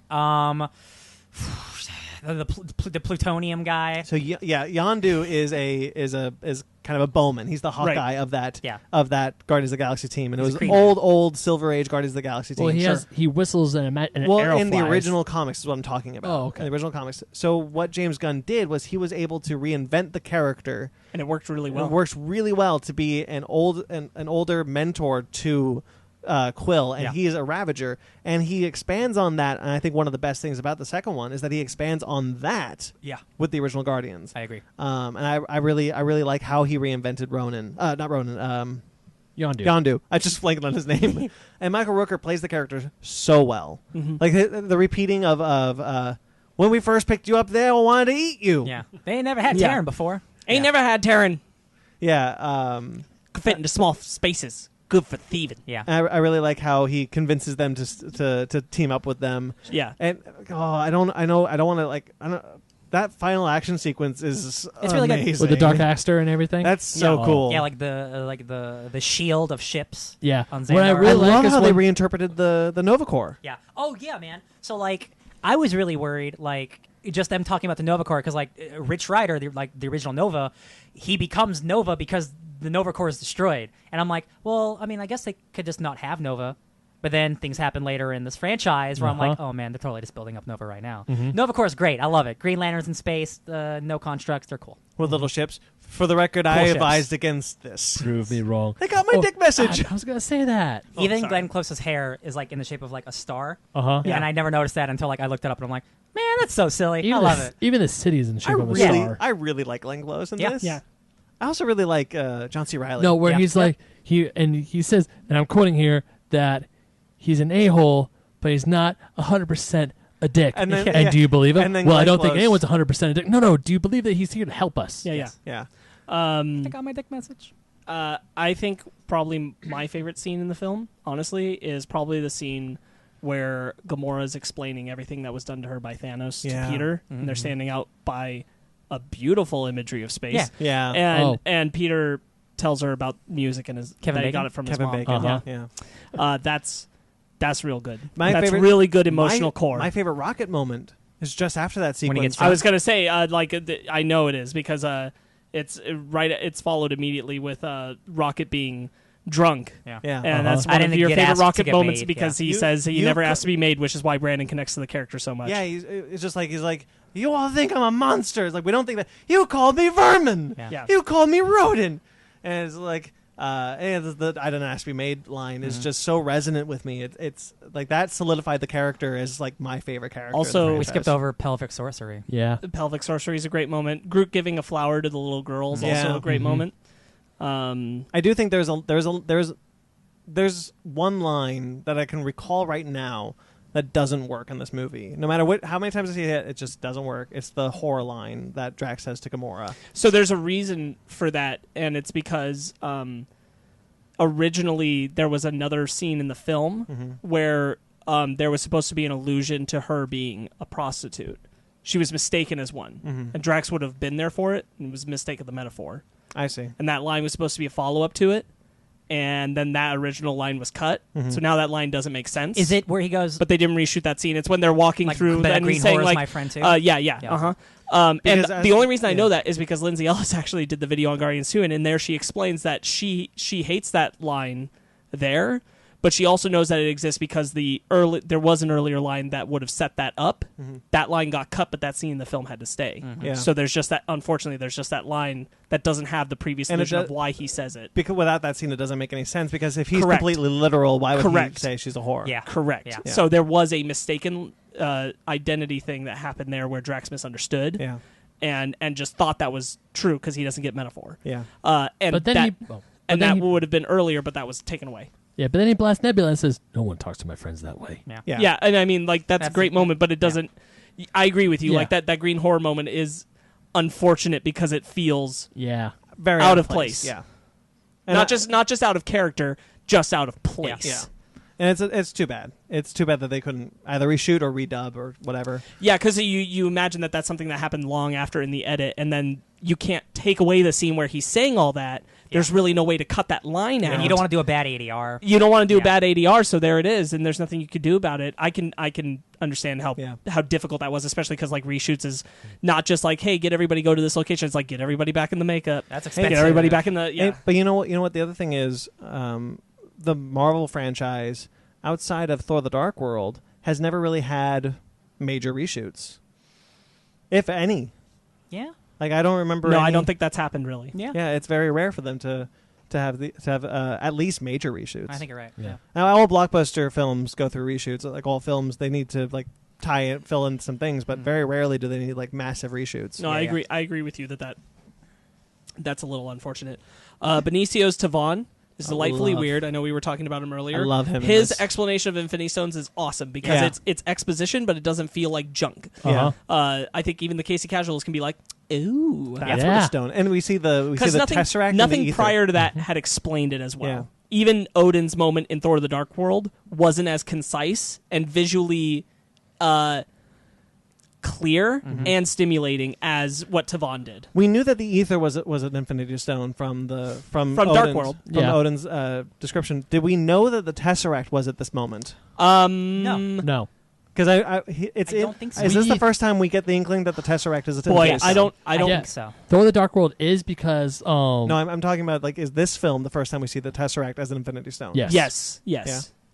I think so. I'm going to say yes. I don't remember it happening before. I don't think so. Because it didn't happen in a... Well, they in- mentioned Avengers they now. mentioned 2 Infinity Stones at the end of Thor: The Dark World because he said that it's not safe keeping 2 Infinity Stones, meaning the Tesseract. Oh, yes, he's right. In the post-credit scene, when they bring the ether, he dang. says, Uh-huh. that is the moment. You're correct. Yeah, because they Wow. brought When- the ether when- to Tavon and Yes, said, yes. you know it's not safe keeping 2 Infinity Stones, and that's why he says We don't think it's wise to keep 2 Infinity Stones in the same place. Uh-huh. Yeah. And that's Yeah. because that's when people was like, oh shit, that is the Tesseract is an Infinity Stone, Yes. but we didn't know what He's stone right. it was. Good It's job, the Ben. Space Stone. Good job, Ben. Nice. Yeah, he's correct. Yeah. Also, that's good. Because everybody went, oh, the Uh-huh. Tesseract. Yeah. The first time we see Tavon in this film is like, your species do have elbows, do they not? yeah. Then use them. Yeah. Yeah. I love that. Sad little dark elf sitting in his cage. I know. Uh-huh. There's a Chitauri, there's a dark elf. There's a bunch of fun. There's a lot of stuff. There's the Slither. What was supposed There's to be Adam Warlock's cocoon. Adam I mean, Warlock. not Adam Warlock's Wah, cocoon. wah. what at the time was supposed to be Adam Warlock's cocoon. That's okay. When Ronan gets summoned later and they're in the attack, I really like the way that Peter works out the plan to just smash through the ships because he realizes that they can rip through their ships. Yeah. The way he relates that to Rocket, that's one of my favorite things. Is like just that kind of like, hey, I figured this out, and Rocket's like, that makes no sense, and it's like, I'm just saying, fly through them. Yeah. Just fly through them, and he's like, oh, He even pilots one with the crane. the Yes, arms. yes. Pretty cool. A ship inside of a ship. yeah, that was cool. really cool. That's a great Shipception. moment. Yeah, Yeah. that's a cool chase sequence. And then say bye. And then Yondu. like beautiful Drax. He's just out for revenge. So Yeah. what does Yeah. he do? He calls Ronan to Uh-huh. their location. I buddy. actually really like that part I of the do narrative. too. I'm just like, it's so sad. That's one of my favorite Rocket moments personally. Is once he's done that and he's driven by it, and then Rocket's like, everybody's got dead people. Yeah. Everybody. boo-hoo. It's no excuse to go and get everybody else dead. Yeah. Yeah. Or the bit Really love it. or the bit at the end of the fight when he comes through Groot and Rocket and he's just like, okay, we're leaving. Groot's just like, I am Groot. No, of course I don't want to. You're making me kick grass. Yeah. No, I know. Yeah, it's one of those things that the way that Rocket presents that scene with Drax. Yeah. convinces me of Drax's turnaround on how driven by his vengeance he is. Hey, there's a reference to Rocket's friend the otter in the kiln scene. Yeah, the Rocket. I don't remember the otter's name, but Rocket has a friend who's an otter, who's an anthropomorphic otter, and she's referenced as an alias, not an alias, but an accomplice to Rocket when they're doing the processing. Oh, okay. So like the little otter name is Yeah. there? So the processing actually has a lot of fun little clues and hints to the universe. Like, I think those are really cool. Groot's from Planet X or whatever. Planet X, yeah. Yeah, I was gonna say like it's actually also one of my favorite Ronan moments of the few good Ronan moments there are. Is Ronan saying that he doesn't even remember the family Yeah. and brutally just taking Drax down. It really pushes you to like root against him. Ronan Yeah. and dislike him, and he doesn't get enough of that in this movie, but that's a really good one. Yeah. Yeah. I like all of the foundational work for Gamora and Nebula's relationship in this movie. Me too. It's just enough. It's just enough, you know. Yeah. It's just a little less, and it wouldn't be there enough, but it's just there enough. I will say there is one editing mistake, and I brought it up to you guys, and it's on the Dark Aster. It's when Nebula confronts them when the Guardians Yes. get on the ship, and Drax just blows her up. Oh yeah. There's a huge editing mistake because they all go to a separate level, and then Nebula is waiting for them on that level. Like she reconjoins herself and then stands up, and then the Guardians meet her, and then Gamora meets her again. Like the logistics of how that happened don't make any sense. Do you remember? You know what I'm talking about? I do know what you're talking Okay. about. Yeah, it's the section where Drax shoots Nebula. Yeah, into the other It looks room. like that, but that other room is. It is not seems in the same space. Not even in the same space. it is a They're like completely two different floor. sections of the ship when in she's a way. putting herself back together, she's on a completely different side of the ship. Yeah. When she meets Gamora, It's kind of a similar thing to what Brandon brought up in Avengers, where I think it was you when we were talking about Avengers and Captain America was supposed to be in the room. Yeah. but they make it look Yes. like he just walked in the door. It's a similar kind of editing thing, but that one is less noticeable than this one. it's just super noticeable. For yeah. me. Yeah. That's because I've Um, also seen this movie a bunch. so doesn't it's- ruin the movie. It's just Not at all. man, what happened there? It's yeah. just Yeah. Peter's rescue of Gamora in space is beautiful, Yeah. both visually and emotionally. I love how they do the space stuff. The And the freezing. Yeah. how the ice will build on them slowly. Yes, I like that a lot too, and I really like that Peter kind of makes humor out of it once they are saved. Yeah. He says it was very heroic of Yeah. me Yeah. to kind of make it less self-serious than it could have been. Yeah, I think this movie is one of the top 5 Marvel films Yeah. of all time. Yeah. I really like all of them realizing, like, acknowledging and recognizing their friends Yeah. when they're in the room together and decide, it's worth dying with your friends. Let's do this. We're all standing up. When Uh, We're when all standing like a bunch of jackasses. how much it's like I have a plan. How much percent is the plan? 12%. 12%. 12%. That's not even a concept. It's barely it. Yeah. Or it's like we just figured that out. Like we just figured that out. When did we figure that out? Like 3 seconds ago. I wasn't listening. I was paying attention to something else. Blowing us up is not saving us. Yeah. Yeah. That whole thing is like, well, at least we'll die together. The assault on Ronan's ship Such a good is sequence. really awesome. The whole plan where the Nova Corps comes up and makes a kind of net to catch it, Yeah.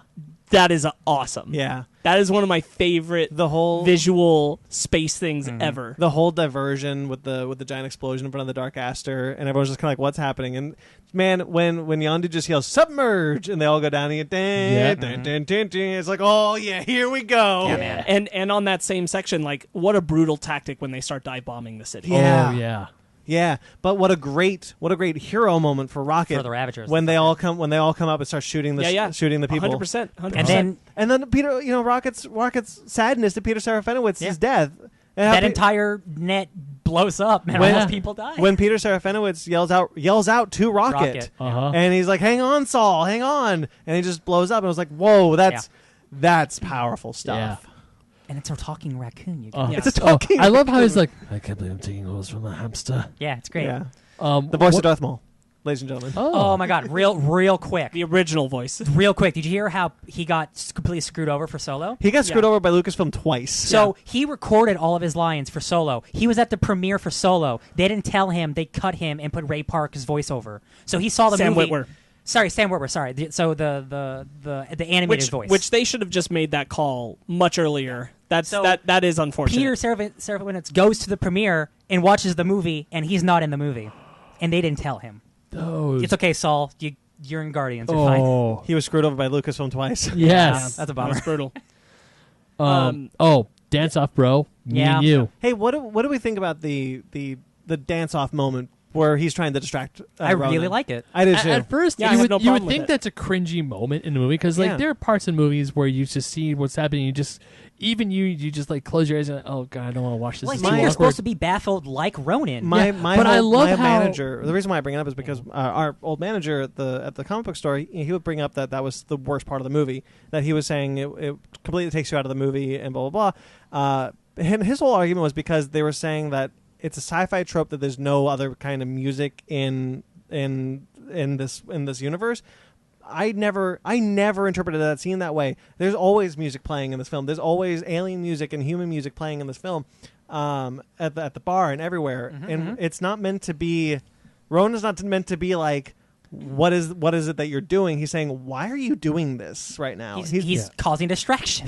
He's baffled Yeah. by the fact that this person is dancing in front of him. It's and not only that, but he's also saying "ooh, child." He's like "ooh." well, he doesn't know. well, what he that doesn't know means. what "ooh, child" Yeah, is. but he's looking at it. He's like, I love how Ronan is like, what are you doing? And he's like, dance off, but bro. it's not meant to. And to the point that I'm trying to make is that for years I have kind of fought this argument that I don't think that dance off is a bad moment in this film. I think it's a great because he would bring those arguments. That moment I feel like to a lot of people is misinterpreted as like Sure.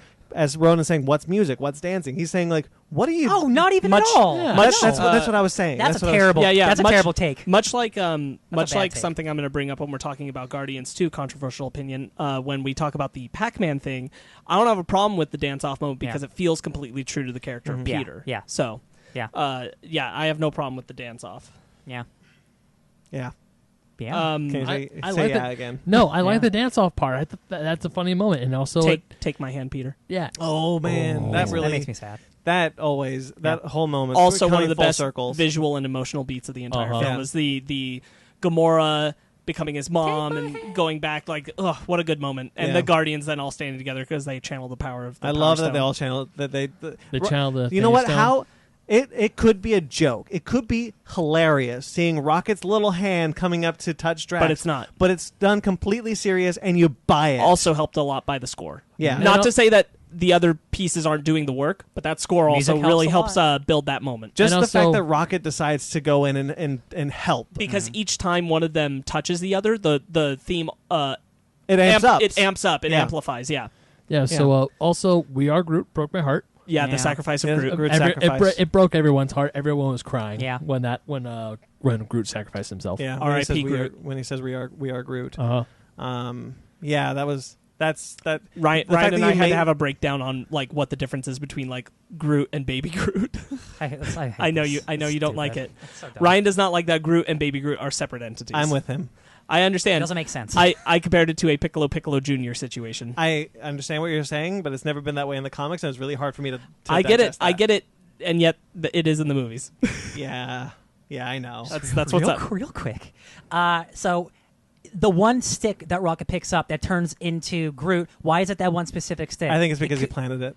So if you planted all of those broken sticks, would 100 Groots be born? Didn't Megan Maybe. explain this to I you don't remember. in relation to a type of plant? She named Yeah, the plant yeah, and she that's said right. that there's a plant where you take all the different pieces. If you did that, they would all grow into new plants. I also don't like it. I forget the name of the plant that she brought Yeah, up, yeah. but yeah, she did do that while we were watching it. Also, I wanted to touch on that Lee Pace may not be in this movie enough, but darn if he doesn't give 110% every time. Yep. Yeah. He's awesome. He's Yeah. really fun in this. Yeah. Space Radio Shack. And then, of course, I really like the ending with Nova Corps and Peter finally opening the gift from his mom. yeah. It's got such a good full narrative arc for Uh-huh. multiple characters, but And- especially for Peter. And a little bit of a tease because we're in a massive franchise. A little bit of a tease of like, wait, I'm not Terran. Yeah. Yeah. Yeah, You know, And I like the- that. And even when he finally puts in the tape Awesome X Volume 2. and the setup with Yondu saying like Yeah. Yondu and Kraglin talking and Mm-hmm. saying, "Oh, it's a good thing we dn't take him to his dad." Dad Yeah, is- that guy was an a asshole. Yeah. Or what was the The troll doll? Yeah, it was a troll. It was a troll doll. I also really Yeah. like when Daenerys Day, John C. Reilly, he's like, hey, you saved my family. Thank you. Yeah. And like, here's the ship. It's like, thank you. Day, thank you. Mhm. And also, I like the bit. It's like, just don't, your criminal records are expunged. Just don't do any crimes. Like, what if I find someone irksome and I decide to remove his spine from his body? That's murder. Murder. Pretty much the worst crime you could do, and also illegal. What if somebody has something that I want more than they do? That's stealing. That's stealing. Again, That's illegal. illegal. But sir, no, I want it sir, you more. don't understand. I want it more. Yeah. Why can't I have a conversation with this gentleman? It's good. It ends on a really strong note. Yeah, I agree. I love Gamora's outfit at the end sequence. Also, I do too. I think I it's really- like all their kind of new Xandar Guardians outfits. Yes. I also really like when Jimon Hansu. Korath. He's like Star-Lord, and Peter's like, finally. Hell yeah. That's great. Almost every joke has a payoff later. Yeah. Like this is And a hell of a movie. also the thing that just broke that made everyone melt, especially the Casey casuals, because when I would talk about this movie with people who weren't hardcore comic fans like we are, they would not shut up about Dancing Groot. Yeah. Man, So talk mu- about merchandising. Holy shit. They made that money back. Holy crap! But just like even the scene when we first see Groot dancing into the Guardian to I Want You Back by the Jackson 5, it's just like, man, that's just so freaking adorable. So Why is there that are- so cute? So there are two. So there's that sequence, and then there's the post. Right? There's no mid credit sequence, Yes, it's the dancing Groot and the very and the and then the very end. very And then the end- very end with Howard. with Howard the Duck. Duck. Okay, so I have a funny anecdote about the Howard the Duck sequence. So Howard the Duck is at the end of this film. That shocked everyone because, like, holy shit. Voiced by Seth Green. Voiced by Seth Green. One of the things, the second time I watched this movie, I was sitting there in the theater, and this kid behind us had brought his family because he was super excited to see Guardians of the Galaxy, and he's like, and his family was ready to leave because they don't care about Marvel movies clearly, and they're ready to go. And this kid's like, no, we gotta stay and watch the post credit sequence because it's gonna be important for the next Avengers movie. They're gonna be in the next Avengers movie. We gotta stay. We gotta stay for the post credit sequence. So I'm just kind of sitting there going like, oh boy, I hope it's important. So the- what happened? boy was he pissed. The boy or the family? The boy. Oh. The kid was super pissed that he was just like, what was that? It was like his family was Howard like, come the on, Duck, let's just go. Come Savior on. of the MCU. I thought that was, every time I watch Guardians of the Galaxy, I think of that. I think it's just hilarious. That's pretty good. All right, shall we move on to the next film in our... I just think Yeah, it's again like we have Howard the Duck was in a movie like Two. He was in- Yeah. before like a lot of big DC characters, and I'm Yeah. just like it's not like a battle between them, and I'm like, man, Well, we Howard the got- Duck has a solo What a film. strange, Yeah. what a strange evolution. What a strange evolution! Like I'm just saying, like we just got Mr. Mind, which is Sure. a psychic worm in a movie. Like Yeah. we're just shit's off the rails now, guys. It's It great. really is. It's awesome. What a time. All right, then let's go on to the next film in our order, in our chronological journey, the Marvel Cinematic Universe.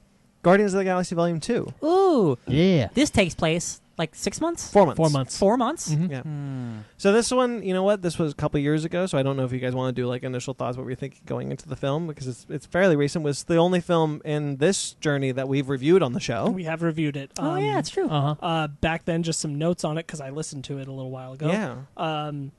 All of you thought it was too funny. Yeah. And almost all of you agreed that Drax was the weakest character in the film. Mhm. And we all kind of wondered at the possibility that perhaps audience interactions had affected how the balance of comedy was perceived by each of us when we went and saw it. That, because of the crowd we saw it in, we thought some things didn't work or worked wrong because of the crowd we were in, and not necessarily because of viewing the film on our own, which now we've obviously done Yeah. away from it. So some things to think about as we're talking about it. Also, pretty much I think all three of you had issues with it. This isn't me attacking you guys. I just No, had a you different had- you opinion listen- on this yeah. this one from No, you I remember guys. you definitely liked it more than I did. How dare you? I'm kidding. And problems with the third act that you guys had across the board. Yeah. Yeah. I mean, I'm still pretty much set in. I don't think my opinions changed that much. I certainly like it more, I would say. I at the time really enjoyed it. Mm-hmm. I could not tell you. I remember specifically I said I could not tell you if I liked this one more than the first one or about the same. I can tell you now I personally enjoy this film more than the original Guardians of the Galaxy. But a caveat to that, I also kind of see them as two pieces of one whole. Yeah. For me, but I favor this one. Yeah, I get that. Yeah. Okay. This one changes Ego into a Celestial, Yeah. which he is not in the comics. No. Nope.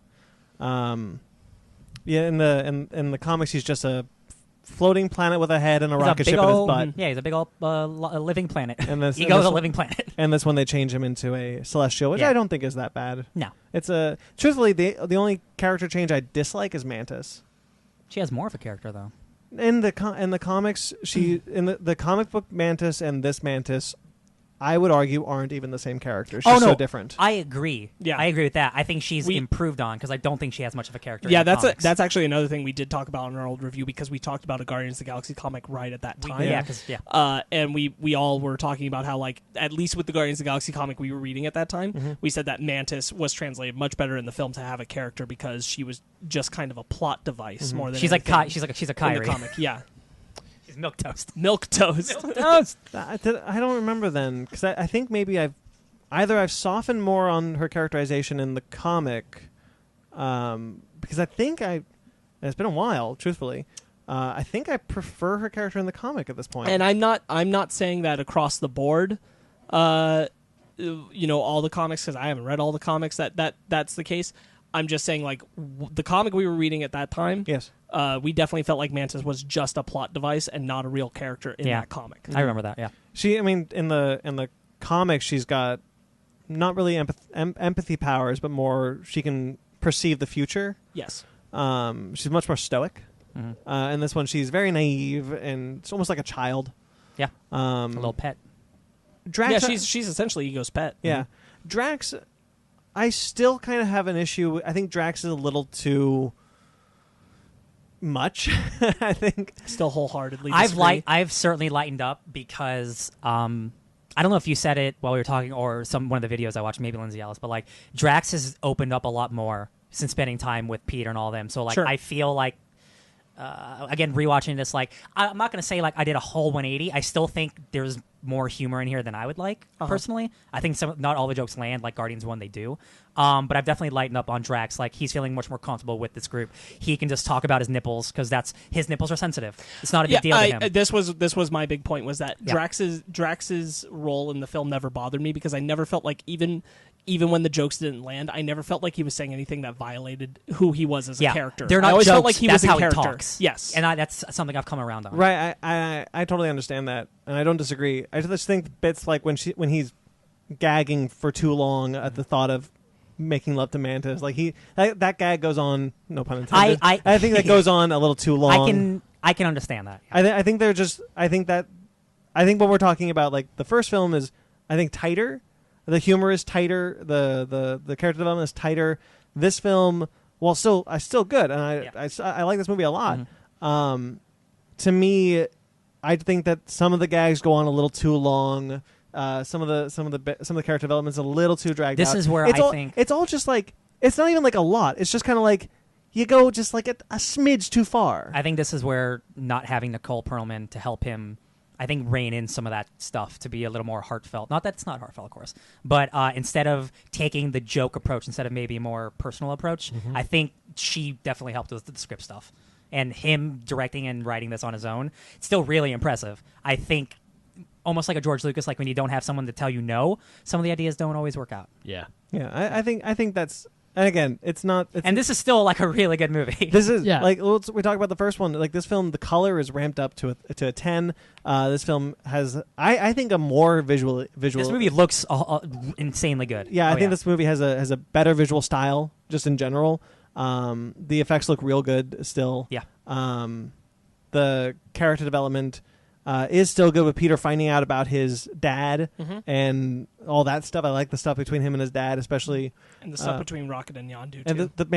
And once again, Rocket. The stuff between Rocket and Yondu gets That's- me right in my and heart. that's part of where like this one lands a little better for me is that the overall theme and story that it's telling narratively is more what I'm about than the first film. Sure. Yeah, Not yeah. to say that I don't like the first film. This is just more hitting things that I really like. Family in a stuff. movie. Can we talk about my favorite scene then?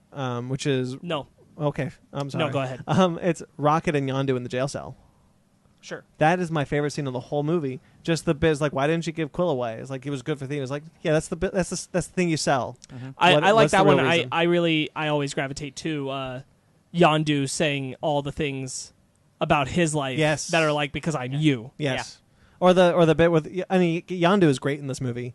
Like, Yondu is fantastic in this Yeah. movie. Oh, yeah. When he sees the other Ravagers, when Sylvester Stallone as Darkhawk, and Michael Rosenbaum. Powerful scene. That's Yeah. such a good scene. It's like, how I think dare it's you? fun- Like, it's really funny that like Michael Rosenbaum gets a credit in this movie and he doesn't do anything.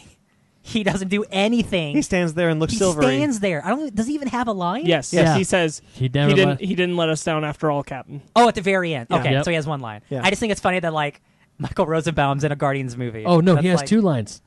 Dope. Oh, yeah, he That's the says second dope. Oh line. yeah, dope in the Okay. post credits. Okay. Yeah.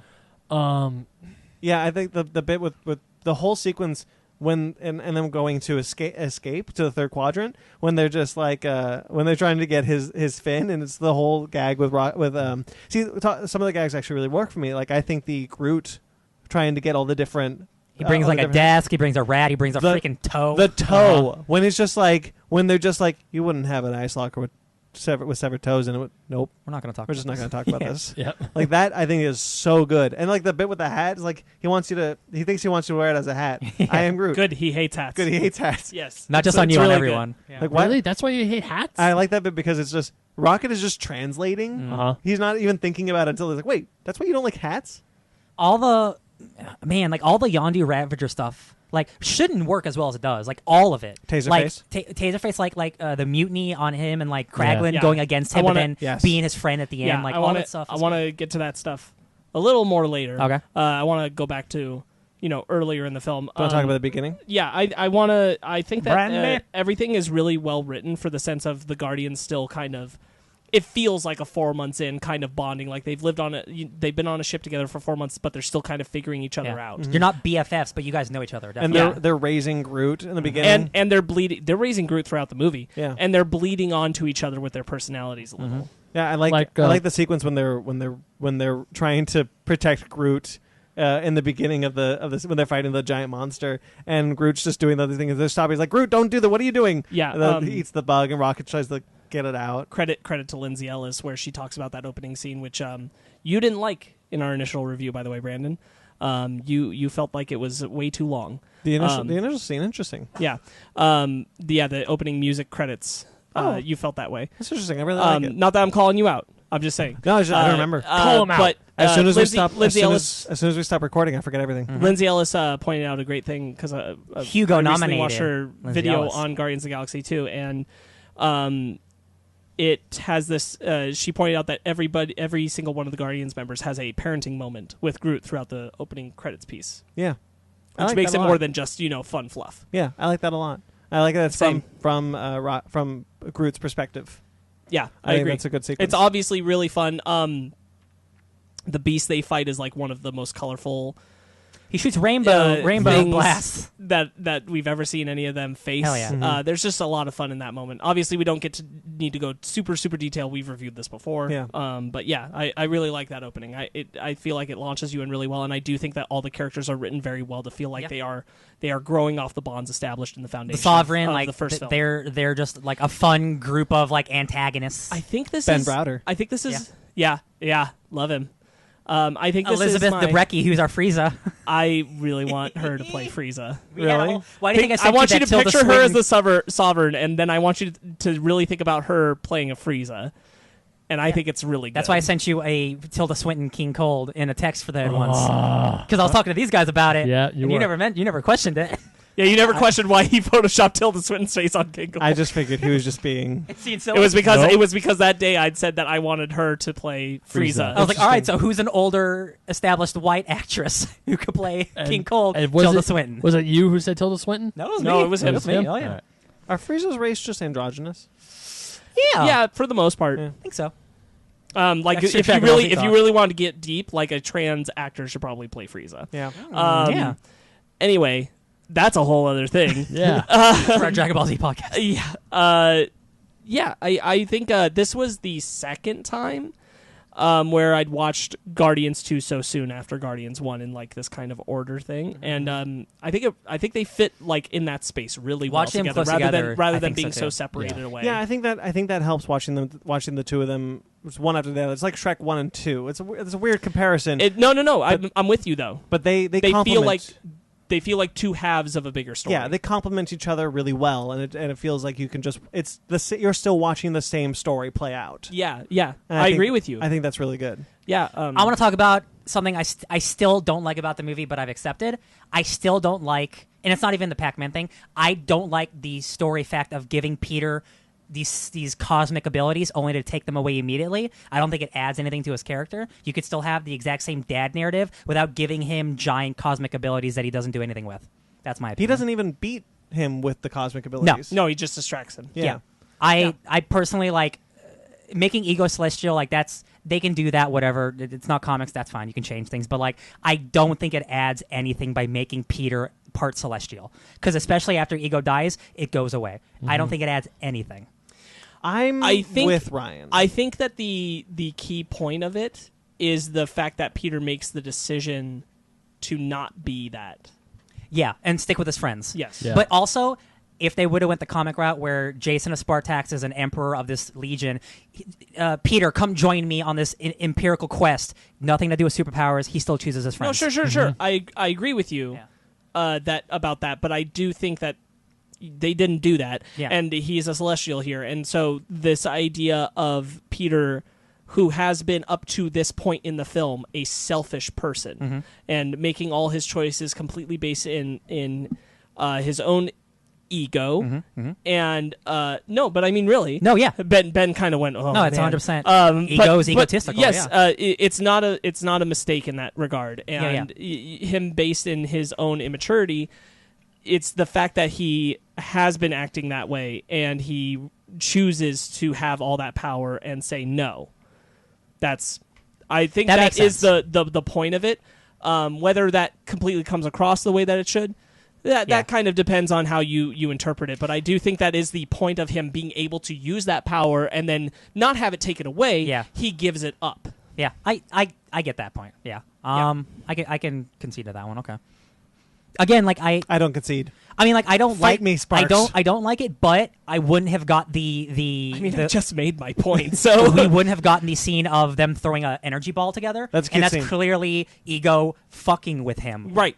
And like this is what you've always wanted. He made a statue of his mother. Yeah. No, I really Like, love it. yeah. I love all that stuff, and I think that I want to get more into it later because I think that Peter, the power of that moment is Peter, and I would argue that Peter is, in my opinion, one of the weaker characters in this film. Yeah. Yes.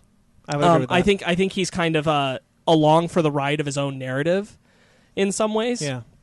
And I wish he's that were definitely passive because he's, to your point, he's being pushed into going to Ego. He's being pushed to leave Ego. Yeah. Like Gamora is dictating Peter's narrative. Which is why I think the moment of him fighting Ego is important, because that's the moment when he takes charge of the narrative of his story in the you're film, right. and it's the only time when he does it. Yeah, you're right.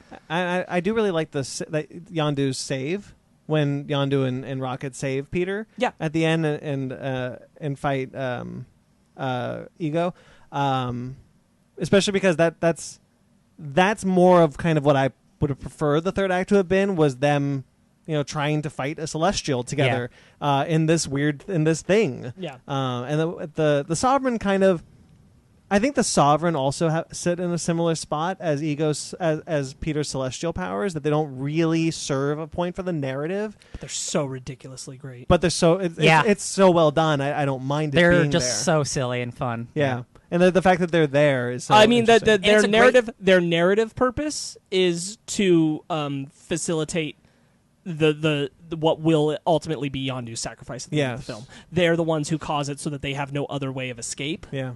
And that's what ultimately leads to Yondu's. They do have a Yondu's sick ass sacrifice. like when Kraglin is singing "Soup soup. And then they all start. they're just they start popping down, popping in, Yeah. just like in this cool like That's a hexagonal really portals. great moment. That's yeah. a really cool and it comes moment. with the music, and I'm like, I like Yeah. the design of their hyper. This is the first time we see hyperdrive in this. Yeah. In this one, I really like the design of it, how it works out. Or when Rocket's like, "Where are we going? Where are we going?" Ego. Wait, no, that's That's 47 jumps. yeah, we're we're supposed to about to- do like 5 at a time. We're going 90.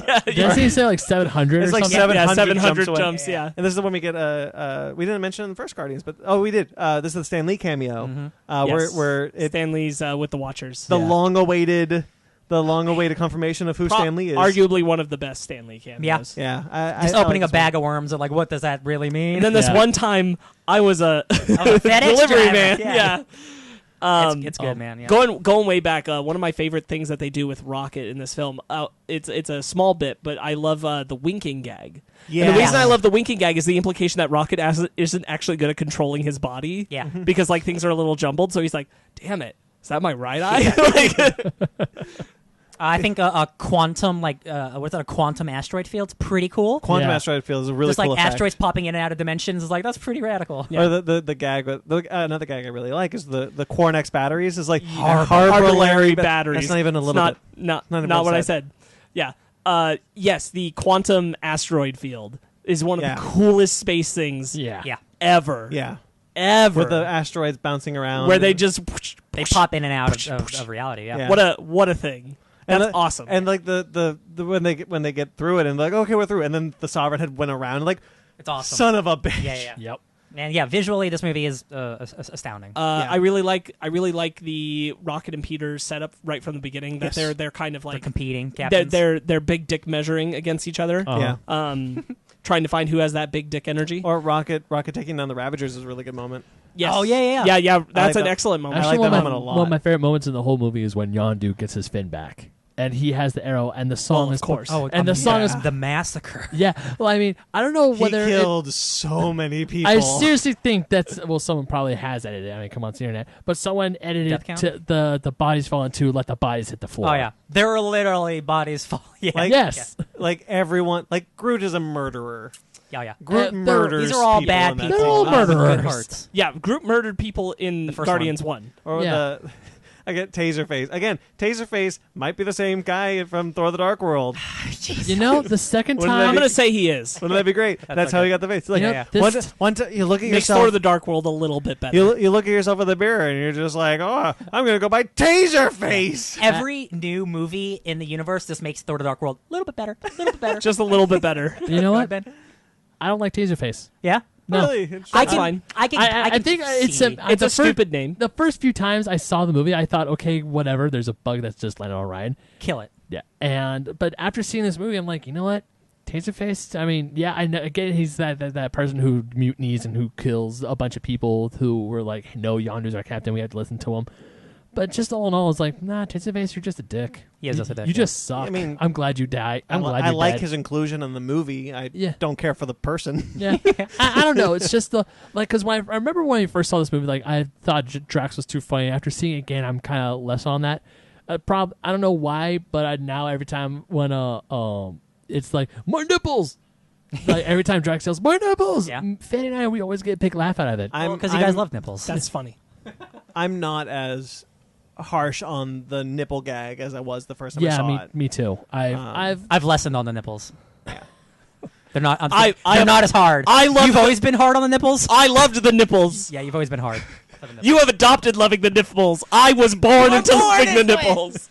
But Jesus Christ. the sequence when they're all dying, when they're all being crushed by ego, is Oh, so, yes, yeah. is so powerful. Because there's the montage of Peter like growing up, And like, you know what? and hanging out the Guardians. You know Okay, what? so that's They're all trying. Well, I just want to touch on. They're all trying to save someone in that sequence. Kraglin's trying to save the Guardians. Yes. Gamora's trying to save Nebula. Drax is trying to save Mantis. They're all trying to save someone in that sequence, and I love. That's such a small little detail Yeah. that I just kind of love. because they're a family. Yeah.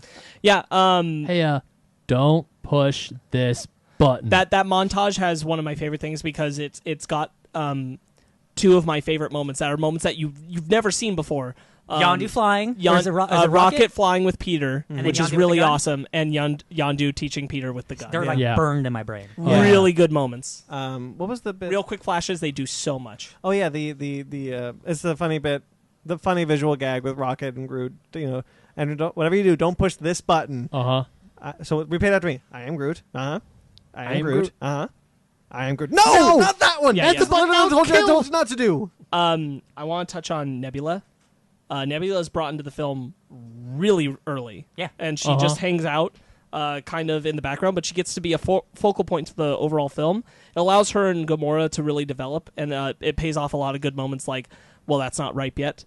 I even love little bits that she gets like when they're first egos coming towards them in the ship, and they're all rounding around. She's like, release me, and it's like, then you'll just attack us the moment I set you free. No, I won't. And she's just a bad liar, but like she gets so much more. They build so well on Nebula and Gamora off of the first film. Yeah, I agree. I love Or even when just a mosquito, Brandon. It's okay. Or even when Kraglin's talking to her, it's It like, was coming right for me. or even when Kraglin's talking to her, it's like, hey, so this is the last ship. What are you gonna do? She's like, I'm gonna find that kill. He's like, okay, I was thinking like a little pretty Like a nice necklace. hat- And like it's a nice hat. "Ooh, look at that. Let's be clear also, that is a mosquito eater. They're good. Not a mosquito. Mosquito They're eaters are good things. good. Yeah, Yeah. we But want they're that. big. Yes, they are That's big. why they're supposed to eat the mosquitoes.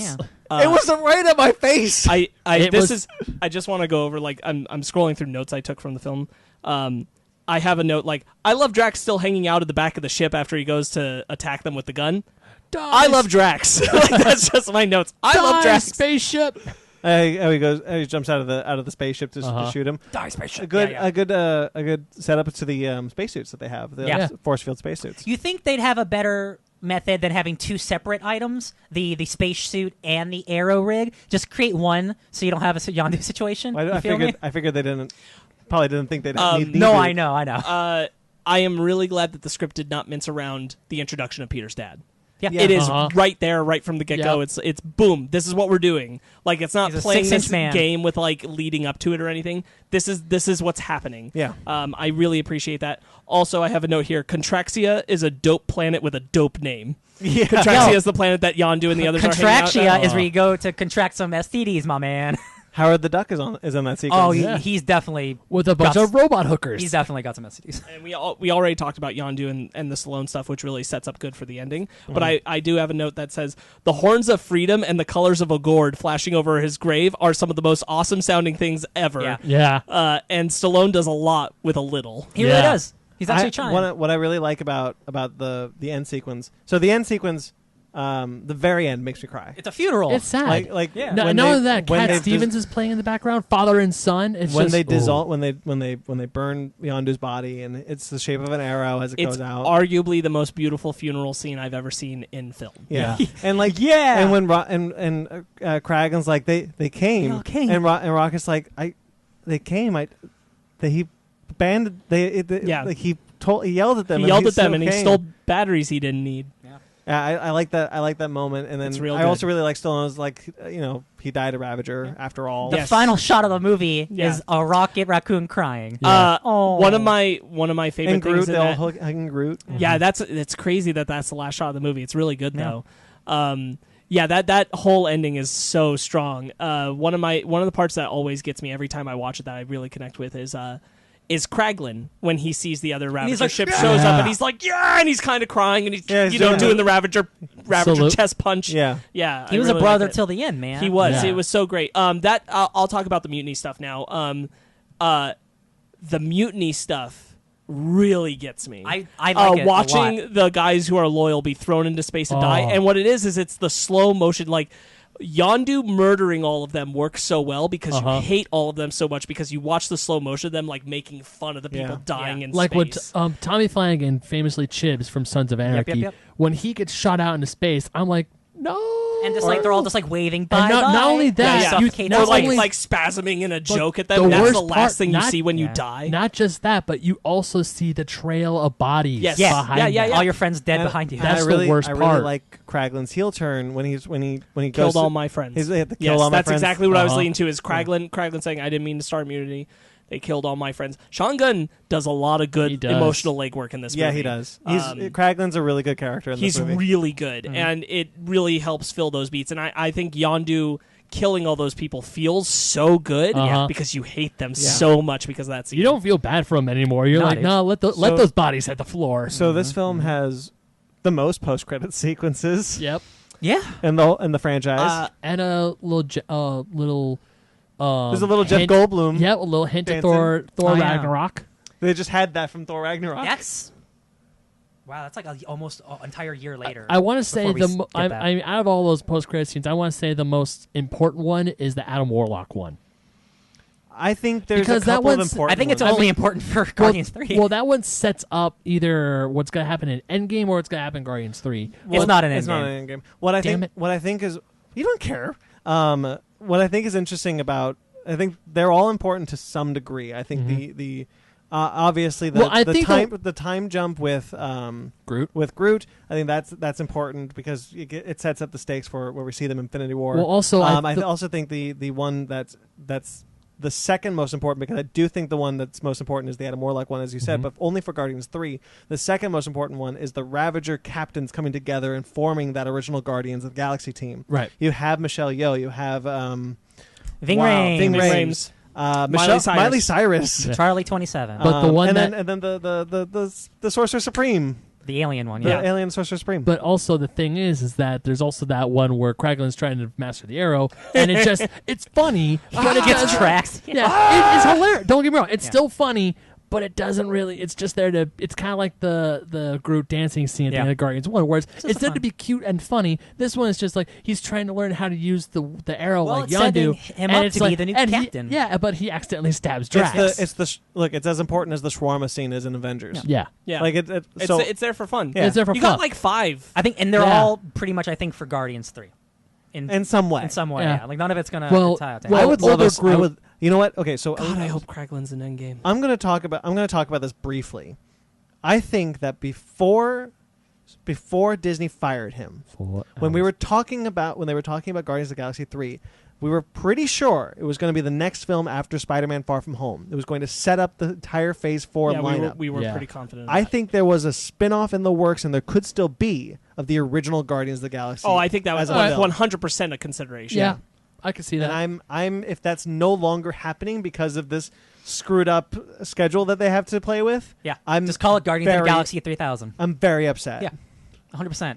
Because I would love to see those I'd characters. watch that movie so hard. I would love to see those characters come back. I don't know. Now that James Gunn is back, I hope he'll still run with whatever ideas he wants to. Me too. I wanna bet that it's gonna be slowly just getting back to how it was. Just pretend the last year didn't happen. I want to talk about some like tiny moments in the script, things that like they do a little bit of work, or they're just little things and they do a lot of work.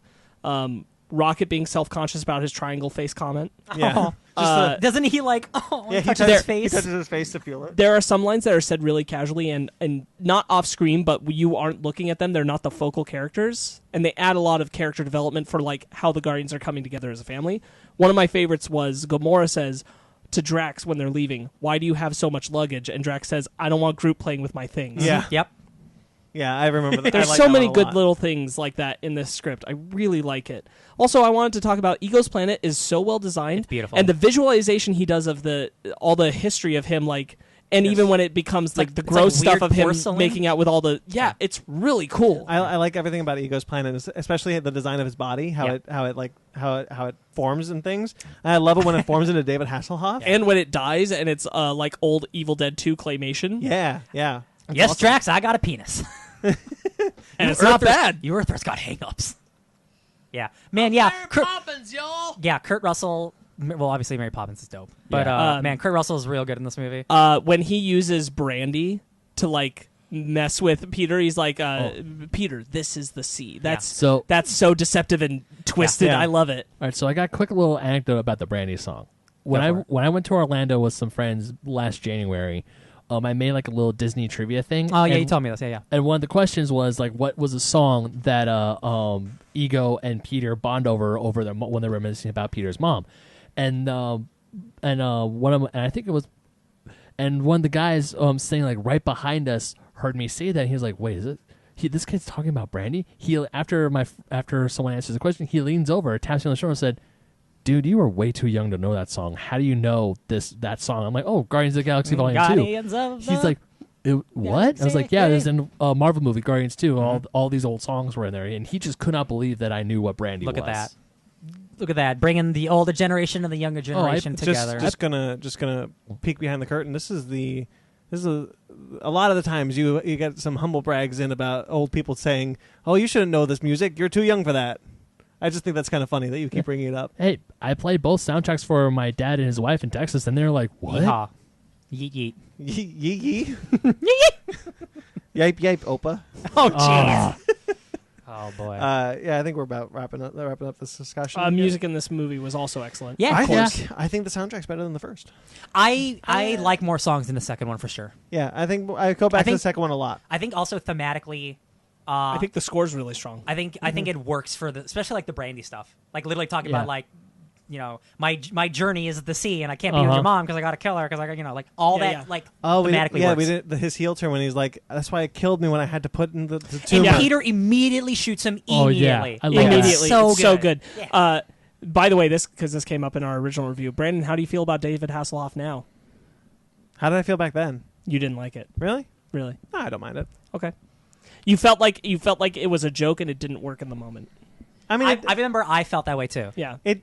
I guess it does kind of take away from that moment, but I think having you know what, going back to what you said about the audience. This was reactions. specifically when that came up. This is when we said the audience reactions kind of ruined it because Yeah. I said I didn't think it was funny.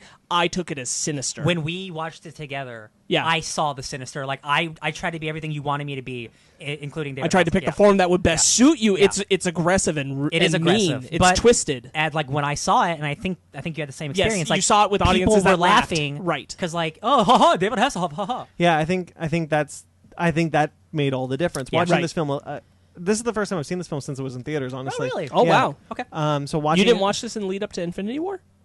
Oh no, I guess I did. Yeah. Yeah, no, I did watch it in Infinity War. I figured you did. I was Yeah. pretty sure you marathoned before Infinity War. I did. Yes, you're right. I did do this. So this is first time in a year or whatever. But watching this film again just by myself, Uh-huh.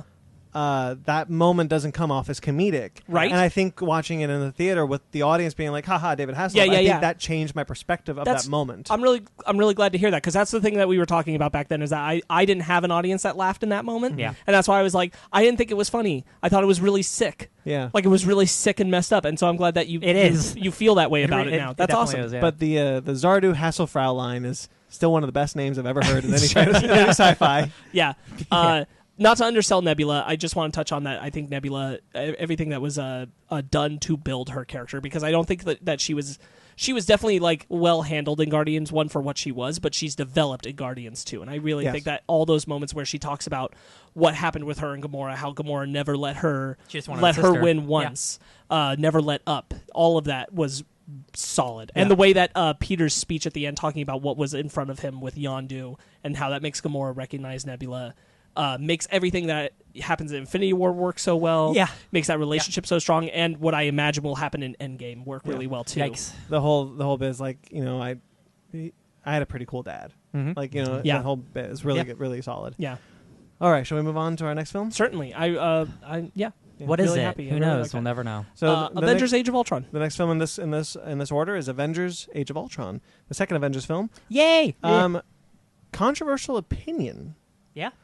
I think watching this one again, I enjoy it. I don't think it's better, but I enjoy it more than the first one. I hard disagree. You enjoy it more than Avengers? Yeah. Hard. I'm hard definitely not disagree. there, No. but that's cool that you feel that way because I really like Age of Ultron. I don't like it more than the first one, but I really like it. I had really yeah, high hopes for Age of Ultron. I was We all hoping did. I thought it was going to be like bigger than the Avengers in terms of box office. It wasn't, but I was still really excited for Age of Ultron, and I really really like Ultron as a villain more than I do Loki in the first Avengers movie. Interesting. Yeah. Because as Oh, a whole, so many takes today. no, as a whole, Avengers the first one is a better film. that's what I was saying. Yeah. However, Yeah.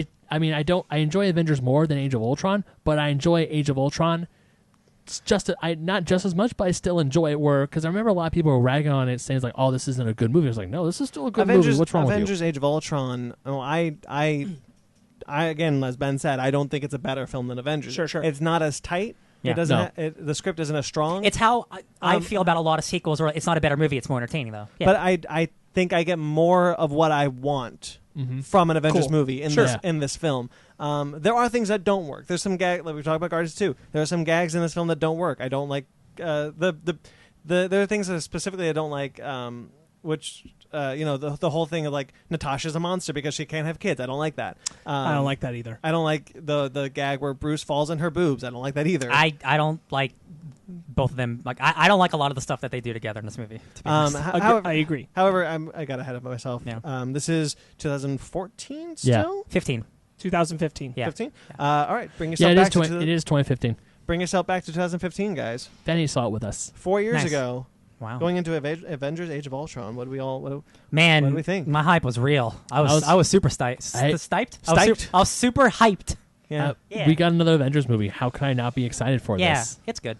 When I first saw it, I remember when it was over, I felt a little empty from it. I did too. That I hadn't gotten what I wanted out of it. It took some thinking, and I think a second watch, and then I went, okay, no, I like a lot of this. I do like a lot of this. I know one of the big things that Ryan and I agree on is neither of us like the Bruce and Natasha romance. A big part of honestly why I don't like it is because it means nothing outside of this one film. And it's Yeah. the only, besides Hulk going crazy in Johannesburg or whatever, but like Sure. they don't have much to do in this movie, so they have a bad romance together, and that's all they do. Right. Rah, rah, And I'm rah, like, rah. wow, like I watched Winter Soldier and I watched Avengers, and like I know Black Widow's way more capable than just being a romance lady. Yeah. And she feels way more flirty and way less like a hard ass like she did in Winter Soldier. 100%. She's soup, and of course she's trying to be flirty with Bruce, but I think Joss Whedon directs her very differently than the Russos do. Oh, absolutely. Uh-huh. Yeah. But also very differently from the first Avengers. She's hard in the first Avengers. I Yeah, think, yeah, too. yeah. It's I am definitely going to be the hardest on Age of Ultron. Yeah. That's fine. Because I think I want it to be so good, and I Yeah. think so much of it is. It's not Iron Man 2 bad. I promise you, it's not that. But no. it's the most comparable, where they throw a lot of shit in there, hoping it sets up stuff that doesn't work. I think this film is a miracle that it stays together as well as it does. Yeah, Sure. Because there's a lot in this movie, and I think, truthfully, I think a lot of it works. I like Ultron a lot. Yeah. I really Yeah. like James Spader's James Ultron. Spader is so good. Yeah. As much as, whereas the first Avengers film, where you love seeing all of these heroes coming together on the big screen, this one is like James Spader as Ultron is, to me, the crown jewel. I'm of this gonna movie. say like he's in top 5 Marvel Cinematic Universe villains so far. Oh yeah, Honestly, the like, he's banter up there. The banter between all the characters is Uh-huh. really solid. I love seeing how the characters have progressed up Sure. until this point. I think the opening fight sequence. I don't love the choreography of it, but I like the character moments in it. I agree. But I remember even when we saw it at the trailer shot of the opening sequence when all the Avengers were coming Yeah. out that one shot, everyone was cheering. We didn't need to wait to the final No. minutes of the movie. I really like like the character moments I was saying. Like I think the bit where he gets bounced off, where Stark gets bounced off the shield, and it's shit. Yeah. And then, Language. Cap's Yeah, language yeah. line. Ryan hates it. I don't like it Why not? because Captain America has sworn before, But he shit is not that bad of a word. but he said it just slipped out. No, Yeah. I know, but like It's kind of like me when I said the at dude was in Endgame- World War II where he says murdered he people. says a bad word.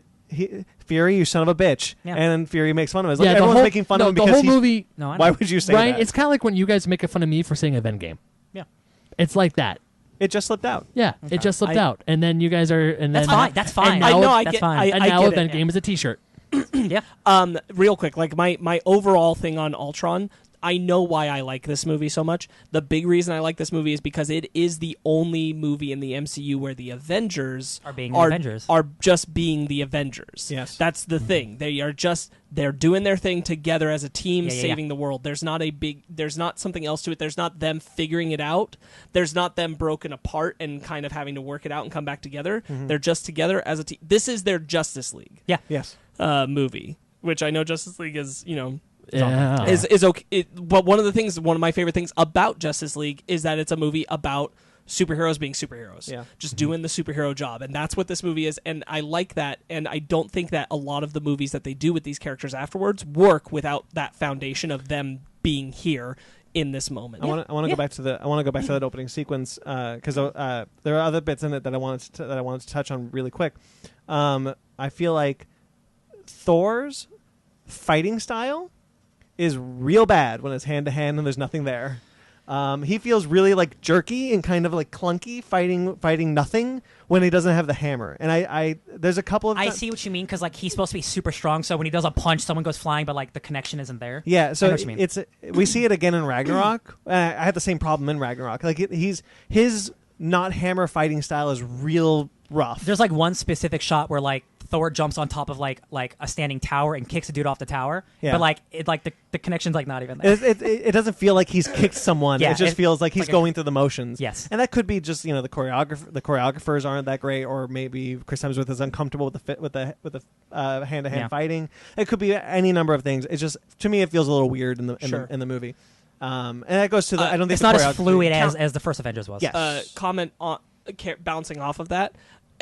Thor and Captain America have a lot of like combo moves. Yeah. All their combo moves are dope. Yeah, they really are. Every single one of them I love. Thor hitting the bouncing the shield around. Even the banter in that opening scene between Thor and Captain America is great. Yeah. And also even Tony Stark when he's like he gets out of the suit and is like, please be Secret Door, please be Secret Door. Yay. Like I love this idea that Thor and Captain America have a pretty good bond with each other. Mm-hmm. Uh-huh. There's a lot of respect between them. Captain America says so much when they're at the farm later. Yeah.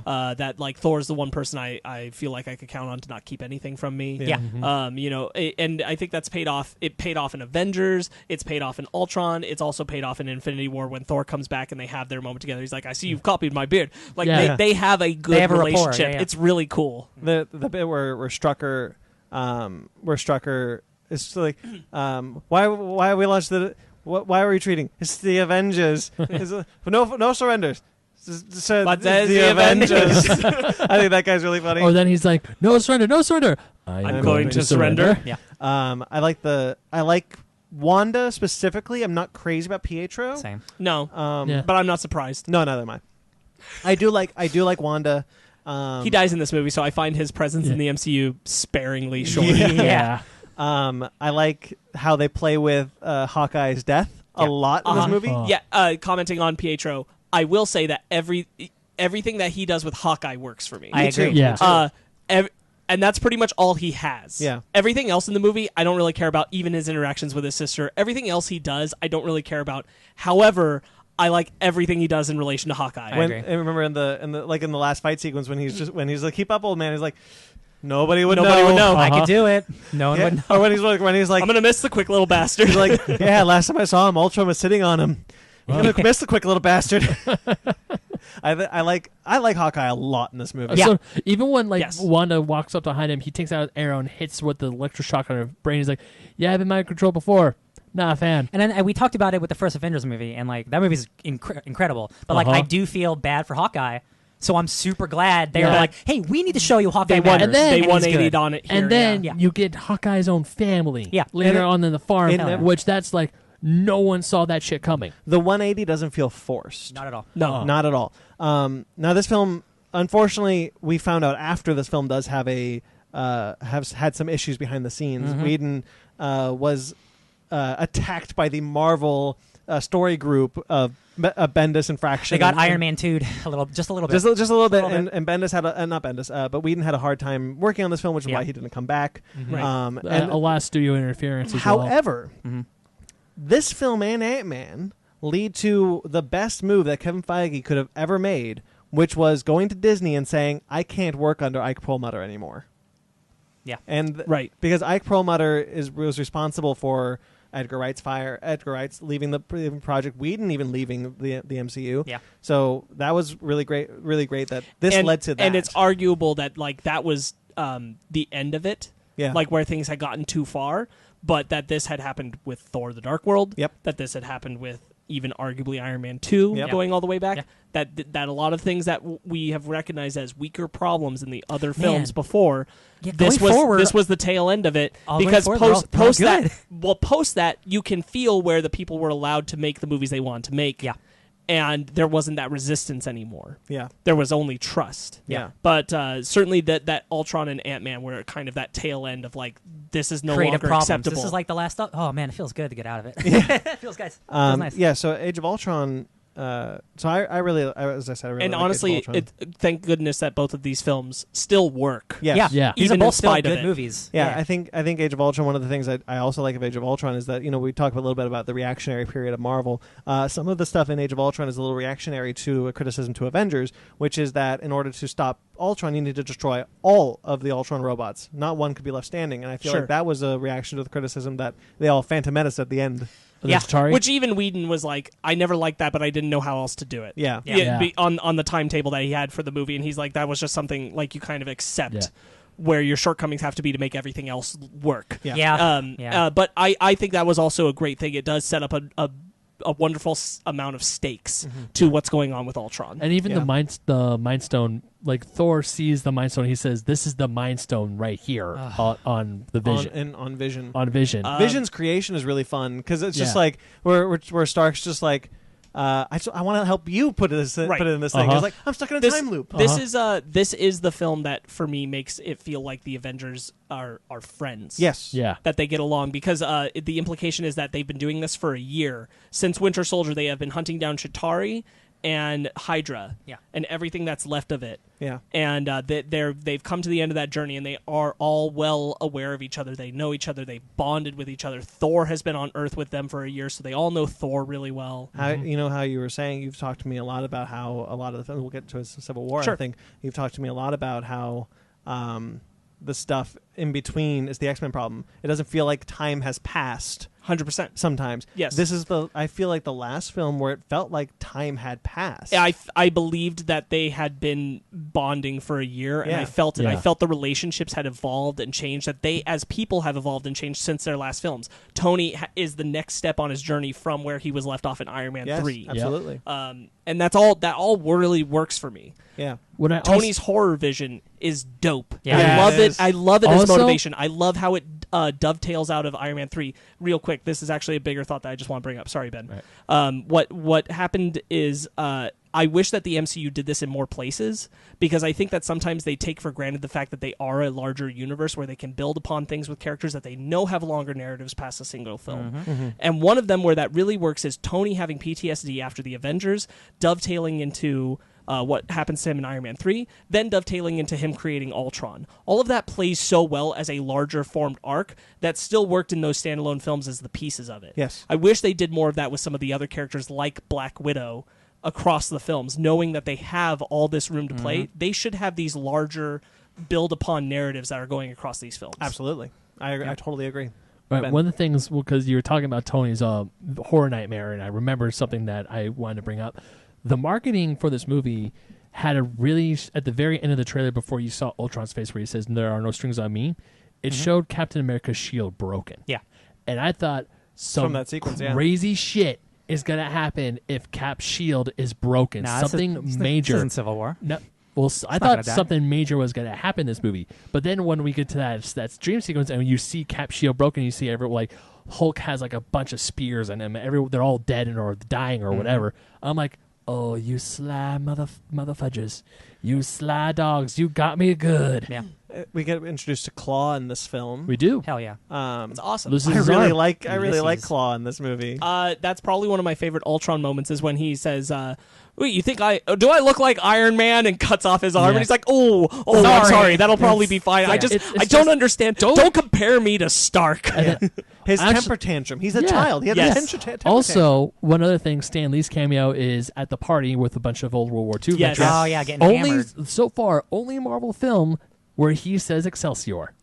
Yeah. Yes, they've tried to get in his catchphrases at least once. Yeah. And they got it Because in Age of in Ultron. Captain Marvel we got True Believers. Yeah.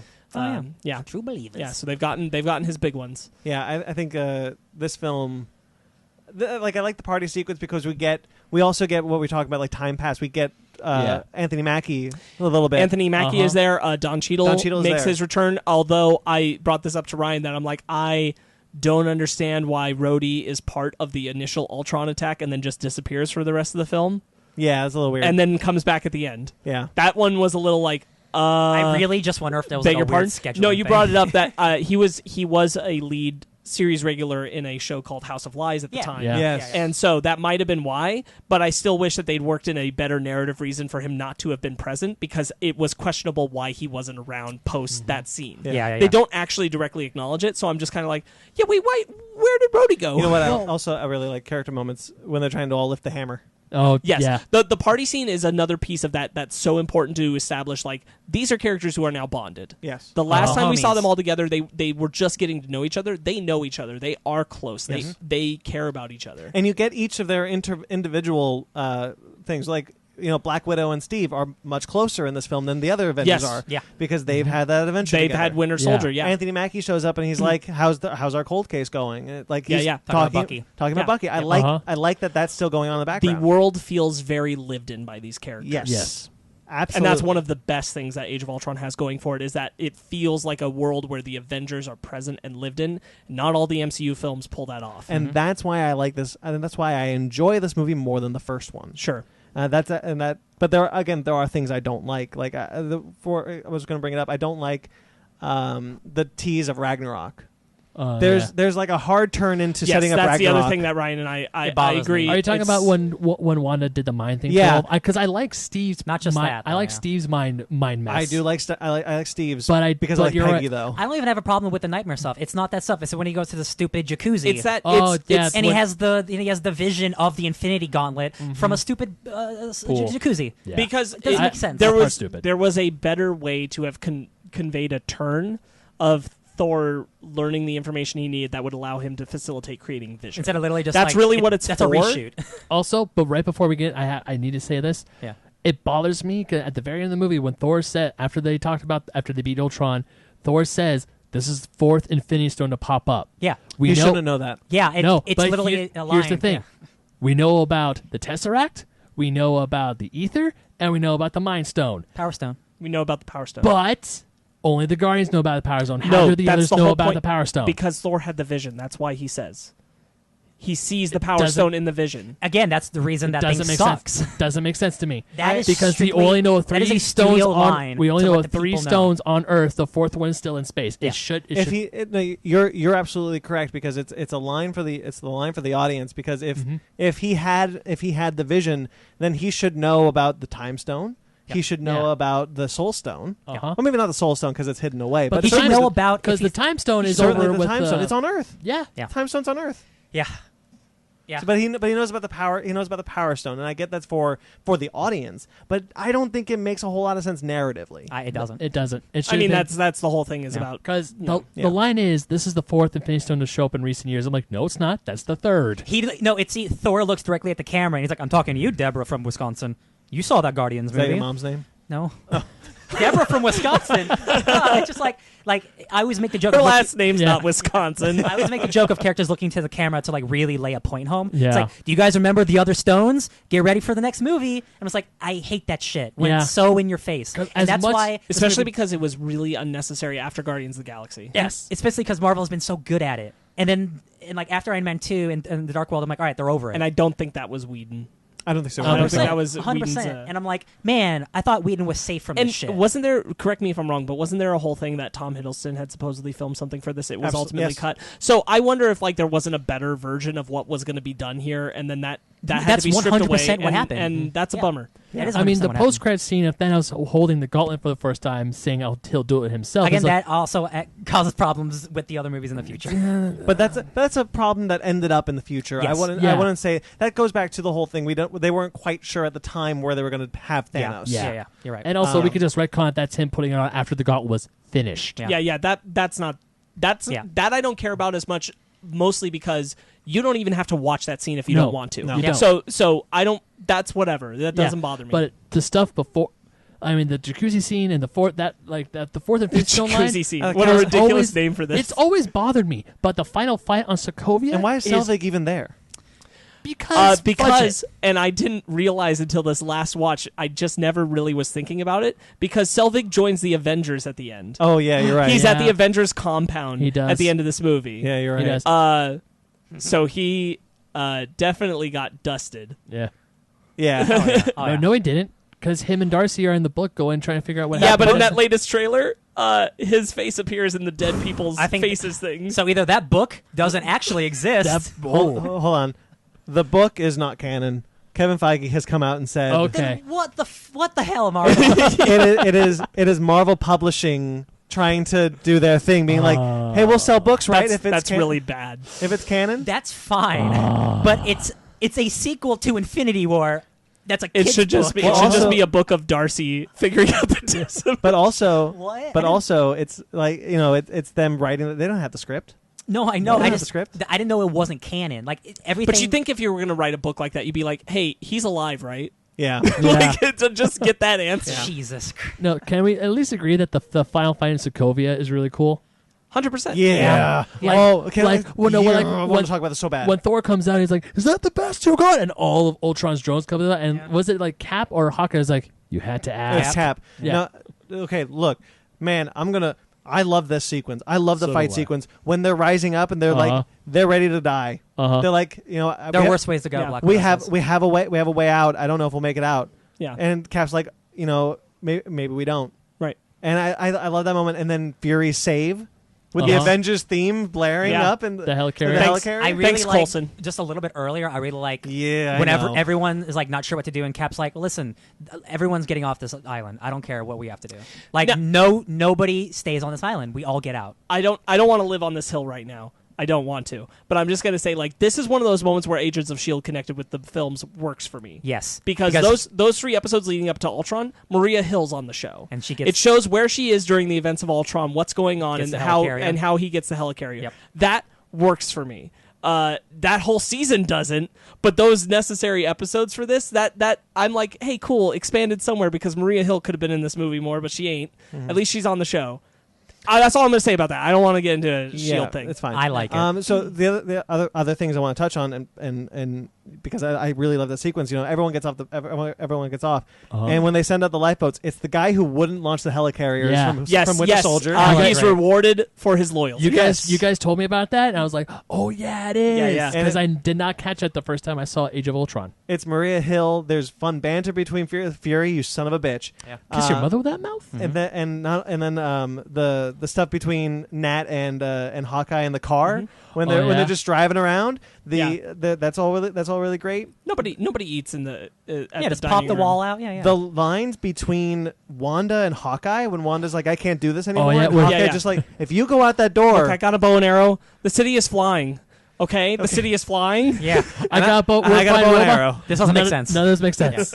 But if you go out there, I'm going to go out there because it's my job. And if you go out there, you're an Avenger. Uh-huh. And, I, like, And she it's like- goes out there and she's kicking No, but ass. I like Hawkeye going. I was like, Like she doesn't respond. He's like, "Okay, bye." here we go. And he goes, it's like, city is flying. Yeah, city is flying. Oh, like ready to go. Yeah, it's good. Hawkeye's standout for sure. There's so many moments in this final fight sequence of them saving civilians, and we going back to Avengers. There's a heavy Everybody get in the influence. tub. There's a heavy yes, that moment's so great. Friday, I like Friday. yeah. I Or like even- Friday. Oh, I didn't touch on. Oh my god. Sorry. Jarvis's death sequence Yes. Yeah. crushes me. Not only that, Ultron like learning things like shh, I'm learning, and you see all these Yeah. flashes of everything across the history of the Yeah. MCU prior to that moment. You know what I It's just really thought great of? creation of Ultron. When you go learning, I think of Apocalypse. God. Just watching TV. No. Learning. Learning. After the movie came out, because a bunch of people were making memes about this, is like Ultron sees the internet once, all humanity needs to die. Yeah, well, I mean, he's not wrong. No. but his plan is Peace in our time. Yeah. Yeah, man, that stuff was really good. There It's- was 10 extinction level events before humans even Before were the around. dinosaurs You're even gonna be got fine. here. Humanity will be fine. You will die, but humanity is going to be great. Don't and worry. how he's just like really, his temper tantrum again with Wanda is like, look what you made me do. Is like, no, Yeah. I wanted you guys. Oh, I'm sorry. Yeah. And when he's really talking, great. and when Yeah. he's talking to Black Widow, he's like, I have no one else. And then his new body shows, Yes. rips his old body in half. That was a moment that you and I talked about, that we don't like that Black Widow gets abducted by him, and I'm like, it's Black Widow it's gets vaguely, short shafted so hard in this It's movie. vaguely saved by the fact that he's like, I need someone to talk to, Uh-huh. but I don't understand why if he could grab Black Widow, why wouldn't he just grab her, let her go, and grab the Vision caught. the coffin or whatever. The cradle. Why wouldn't he just grab that? Because he was right there. Instead, he takes Black Widow. And he's like, "This is enough," and flies away. And that's one moment that really doesn't work for me. Yeah. What about the moment between Steve and Tony at the farm when they're chopping wood? Oh, you mean a Civil War? Don't take preview? from my pile. Oh hell yeah. or when Velma Dinkley comes out and starts saying. I just love Tony's tried his best to chop wood and Steve just rips it in half. Yeah, that moment's so good. It's a great moment. Something that bums me out is that there's no strong moment in Ultron where Steve and Tony are speaking in the same language on the same side. Yeah.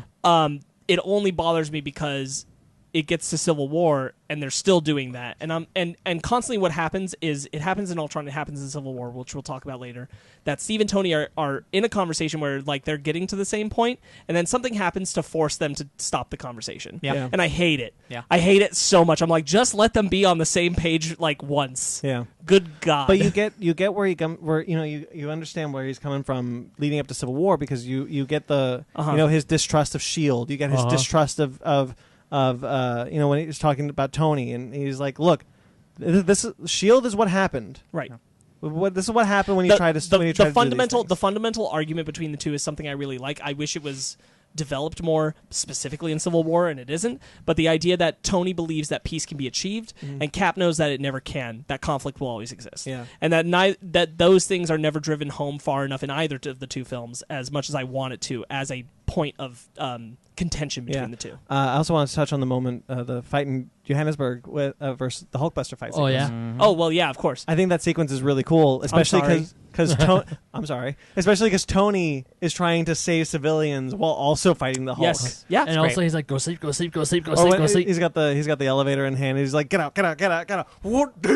Yeah, man, that's I like Iron Man a lot. That Hulkbuster design is real good. Freaking awesome. The Hulkbuster Veronica itself was this is great. Do you know why it's called Veronica? His girlfriend's name is Betty. Betty Ross. Betty Yep.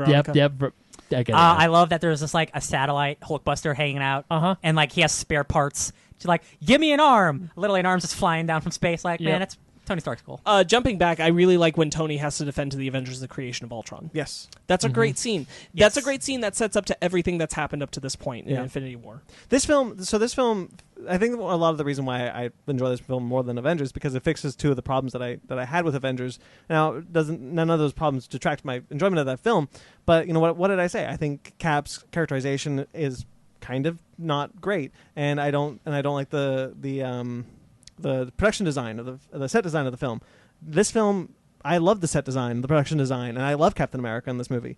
This film fixes a lot of the problems I had. What I do like about Black Widow is her nightmare sequence. Yeah. That's something I really like in this film. Yeah. Giving us just I like all the nightmare stuff. That's one of the reasons why I still want that Black Widow film to take place back then. Yeah. Because I want more of that past. Yeah. It's good stuff. Yeah. I want to real quickly talk about something that I think only I will have a problem with, and it doesn't affect it's one of those things that doesn't affect the movie overall, but it's hard for me as a comic fan just to get over it. It's just one of those things that I can't help. The creation of Vision, I don't like it because we spend this entire movie about how Tony Stark is supposed to learn from his mistakes, and he shouldn't have created Ultron, but he did, and it ended badly. So what's his plan to stop Ultron to create another Superbot with a device with a Mind Stone that he doesn't even know what it does? So you're supposed to just take it on faith because it's a character that we know that it's just going to be a good guy. I can see why you don't like it. Vision could clearly just be another Ultron and kill them, whereas if they did it for the comics where Ultron creates Vision determines for himself that he wants to be a good person. It's the definition of insanity. Yeah. You keep doing the same thing over and over again, expecting and again, a different outcome. I like Vision where he is now, and I'm not going to say I can do it better, but the simple fact that you have Tony Stark create Ultron is this separate universe where this is the way it goes. As someone who did not know the original origin of the Vision, seeing it in this film doesn't bother him all that much. Because he does come out. It looks like he's about ready to start a fight, but then you realize he calms down. Yeah, sorry, that was strange. Yeah, and then he says, "I'm on the side of life. Yeah. Ultron isn't. I don't want to kill him, but I do realize he has to be stopped in order that life can move on." My problem is that's true. He hates you the most. Yeah, my problem is he does the exact same thing with Ultron, and he didn't learn a lesson. It's good that Vision turned out good. Otherwise, the Avengers would not have. The way to get there, they should I have fought understand. him way harder because they're literally creating another Ultron, whether they knew it or not. And of course, he grabs the hammer, and then there was that great gag of handing Mjolnir. Yeah, over Vision's to Thor. Vision as a character is awesome. I'm talking Yeah. about like the creation of him with Tony Stark Mm-hmm. doing Ultron 2.0. Yeah. Like because of the script, he had to be a good person. Yeah. I don't think like if in a real world, like if this actually happened, like Steve would never have allowed that to actually No. happen. Well, 'cause he wasn't going to. The Yeah. only reason it happens is because 'Cause Thor bursts in. Yeah, and that's also a mistake. Because he was in the because he saw it in the jacuzzi. But Thor knows it's going to work because of the because of the stupid Vision. Yeah. Because of the Oh, Yes. Thor knows. Ben, please. Thor knows it's going to work because of the Vision. Yeah. But I understand what you're saying. But I mean, you're right. Tony doesn't learn anything, and we don't know where that scene would have gone if Thor hadn't intervened. Yeah. But it was still he was still pursuing this idea. Look, there's this thing here. It's either going to have Ultron's Matrix in it, or it's going to have Jarvis's. Let's put Jarvis in it because he's stronger than Ultron. So I get it. It works narratively, but I do understand what you're saying. It only works because the script needs it to work. I just don't like that. Like Tony does not learn, and like even though it is Jarvis's thing, Thor knows it. Like we just went through this. Yeah. We just went through this an hour ago Yeah. with creating a superbot. but he wasn't putting Jarvis in it. And that's No, what Tony no, I thinks know. will make the difference. Yeah. I mean, that He is doesn't. kind of in Tony's character, though. Yeah. Up to this point in the films, he keeps plugging away at the thing in different ways until it works. Yeah. And so he's convinced this will work. Yeah. Yeah. Yeah, I mean, it doesn't makes sense for Tony. Yeah. But you're right. It doesn't really make sense why anyone else would let him do it. And But again, they, Thor. but they don't. They don't. But You're right. Thor's stop. I know. Or you know what's a great line? You know what's a great line here is when Bruce has Scarlet Witch by the neck and is like, I can choke the life out of you and I won't even change a shade. Oh yeah. I It's very. That's very rough. Yeah. I love that line. Jumping back to that Hulkbuster scene, something I pointed out to these guys when we were watching is I realized that the shot of Tony knocking out the Hulk with the punch that ends that scene is actually an inverse of the Hulk knocking Thor out of screen. Oh, interesting. yeah. Yeah. I realized that was the same kind of beat, and I was like, "Oh, that's really neat. Nice Yeah. job, Yep. Joss Whedon. Cool parallel." Oh, yeah. It's also really works for me that the Hulk in Ragnarok thinks the Earth hates him, considering like the last real vision he had of civilians looking at him was that. Yeah. Yeah. And it shows all the people running away from him and everything. I'm like, that's cool. Yeah, I'm Hulk- glad stuff like that pays Hulk off. leaving is real sad. I think it's Yeah. a really good moment. Yeah. Also, the moment where Scarlet Witch rips the heart out of Ultron. Oh Yeah, yeah, that's It great. felt. Yeah. It's like, hey, it's like half of me just died. You know what it felt like that? Or even Ultron's like, you need to leave or you'll die. I And he's just like, did. I you want to know how it felt, and Yeah. rips his heart out. That's really cool. I even though like the creation of the Vision, I have problems with like at the very end when he's talking to the final Ultron, Yeah. and he's like, yeah, humans, they don't live forever, but like I think you missed that they have grace in their mistakes. Like they're a thing isn't beautiful because it lasts. yeah, it's beautiful because it ends. Yeah. Yeah. That stuff's awesome. and also the whole, I was born yesterday. Yeah, one of my- the naivety, I like it. One of my favorite lines in the film, one of my favorite is when Thor is explaining that the Scarlet Witch is trying to mess with them, but fortunately, I am mighty. As he walks into the nightmare vision she's created, he's like, Yeah. I'm fine, for I am mighty. Yeah. Or what's another good one is when he throws the hammer and Pietro tries to grab it and Yes, that's a slides great through. one. Yeah. I really like when Fury and Tony talk in the barn, Uh-huh. and Tony says that Tony's saying the worst part wasn't watching his friends die, and Fury says, but the worst part was that You lived. that you didn't die. Yeah. Yeah, I like that moment. I feel like too. that informs Tony's character all the way up to Infinity War really Yeah. well. I know we talked about it. Because that's him. That's him at the end of Infinity War. He Yeah. just watched a bunch of people die, and he didn't. Ultron's power set is not explained in the movie at all, unless Yes. you are like.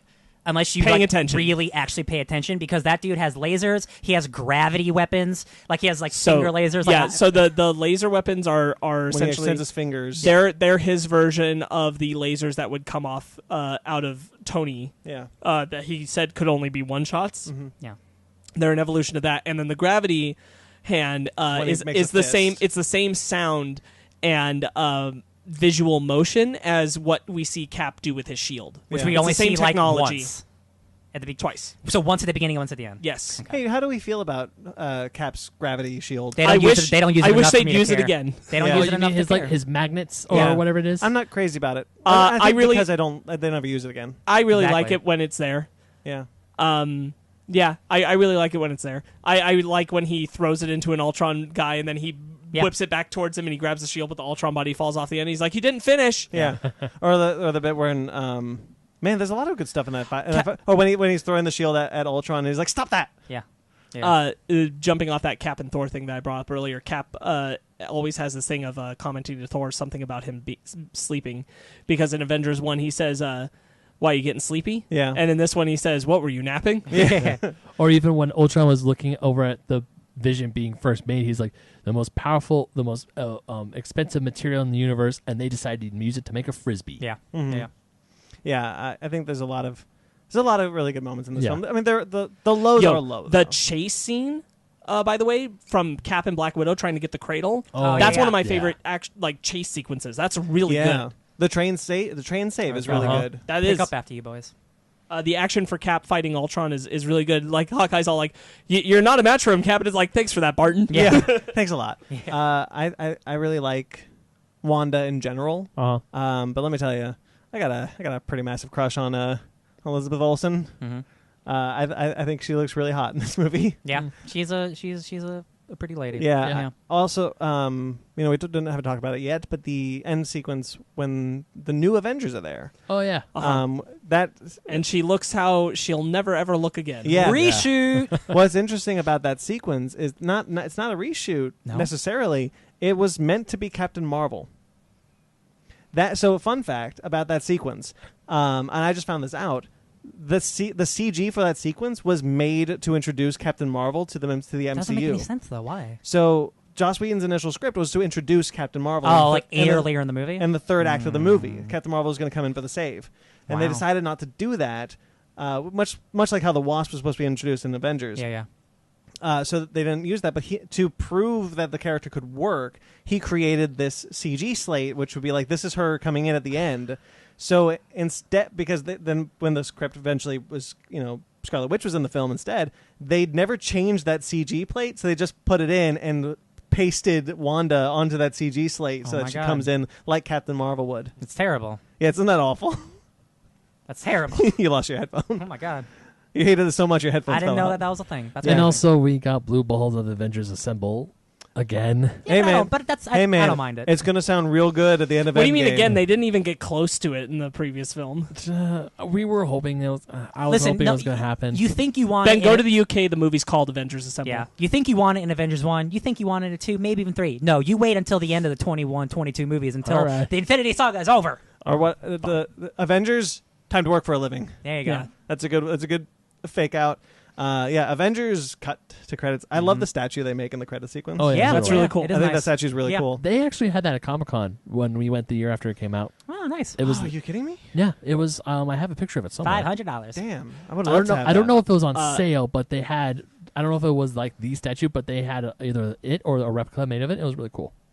I really Yeah, like. sounds right. I really like them earning Vision, trusting Vision because he passes the hammer. Mm-hmm. Yeah, It's a great payoff of that earlier hammer moment. I agree. I like Thor distracting Ultron so that Vision could give him a hammer smack. yeah. Yeah. What was Oh, the yeah. What was the bit? Is like I'm I am running out Thor, of things to say. God of Thunder, son of a. I'm running out of things to say. Are you ready? Smack.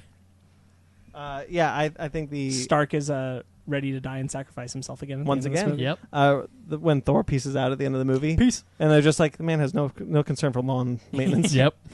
I like that. But if you put the hammer in an elevator, it still go up. Elevator's not worthy. Yeah. I really like the exchange between Thor, Steve, and Tony at the end.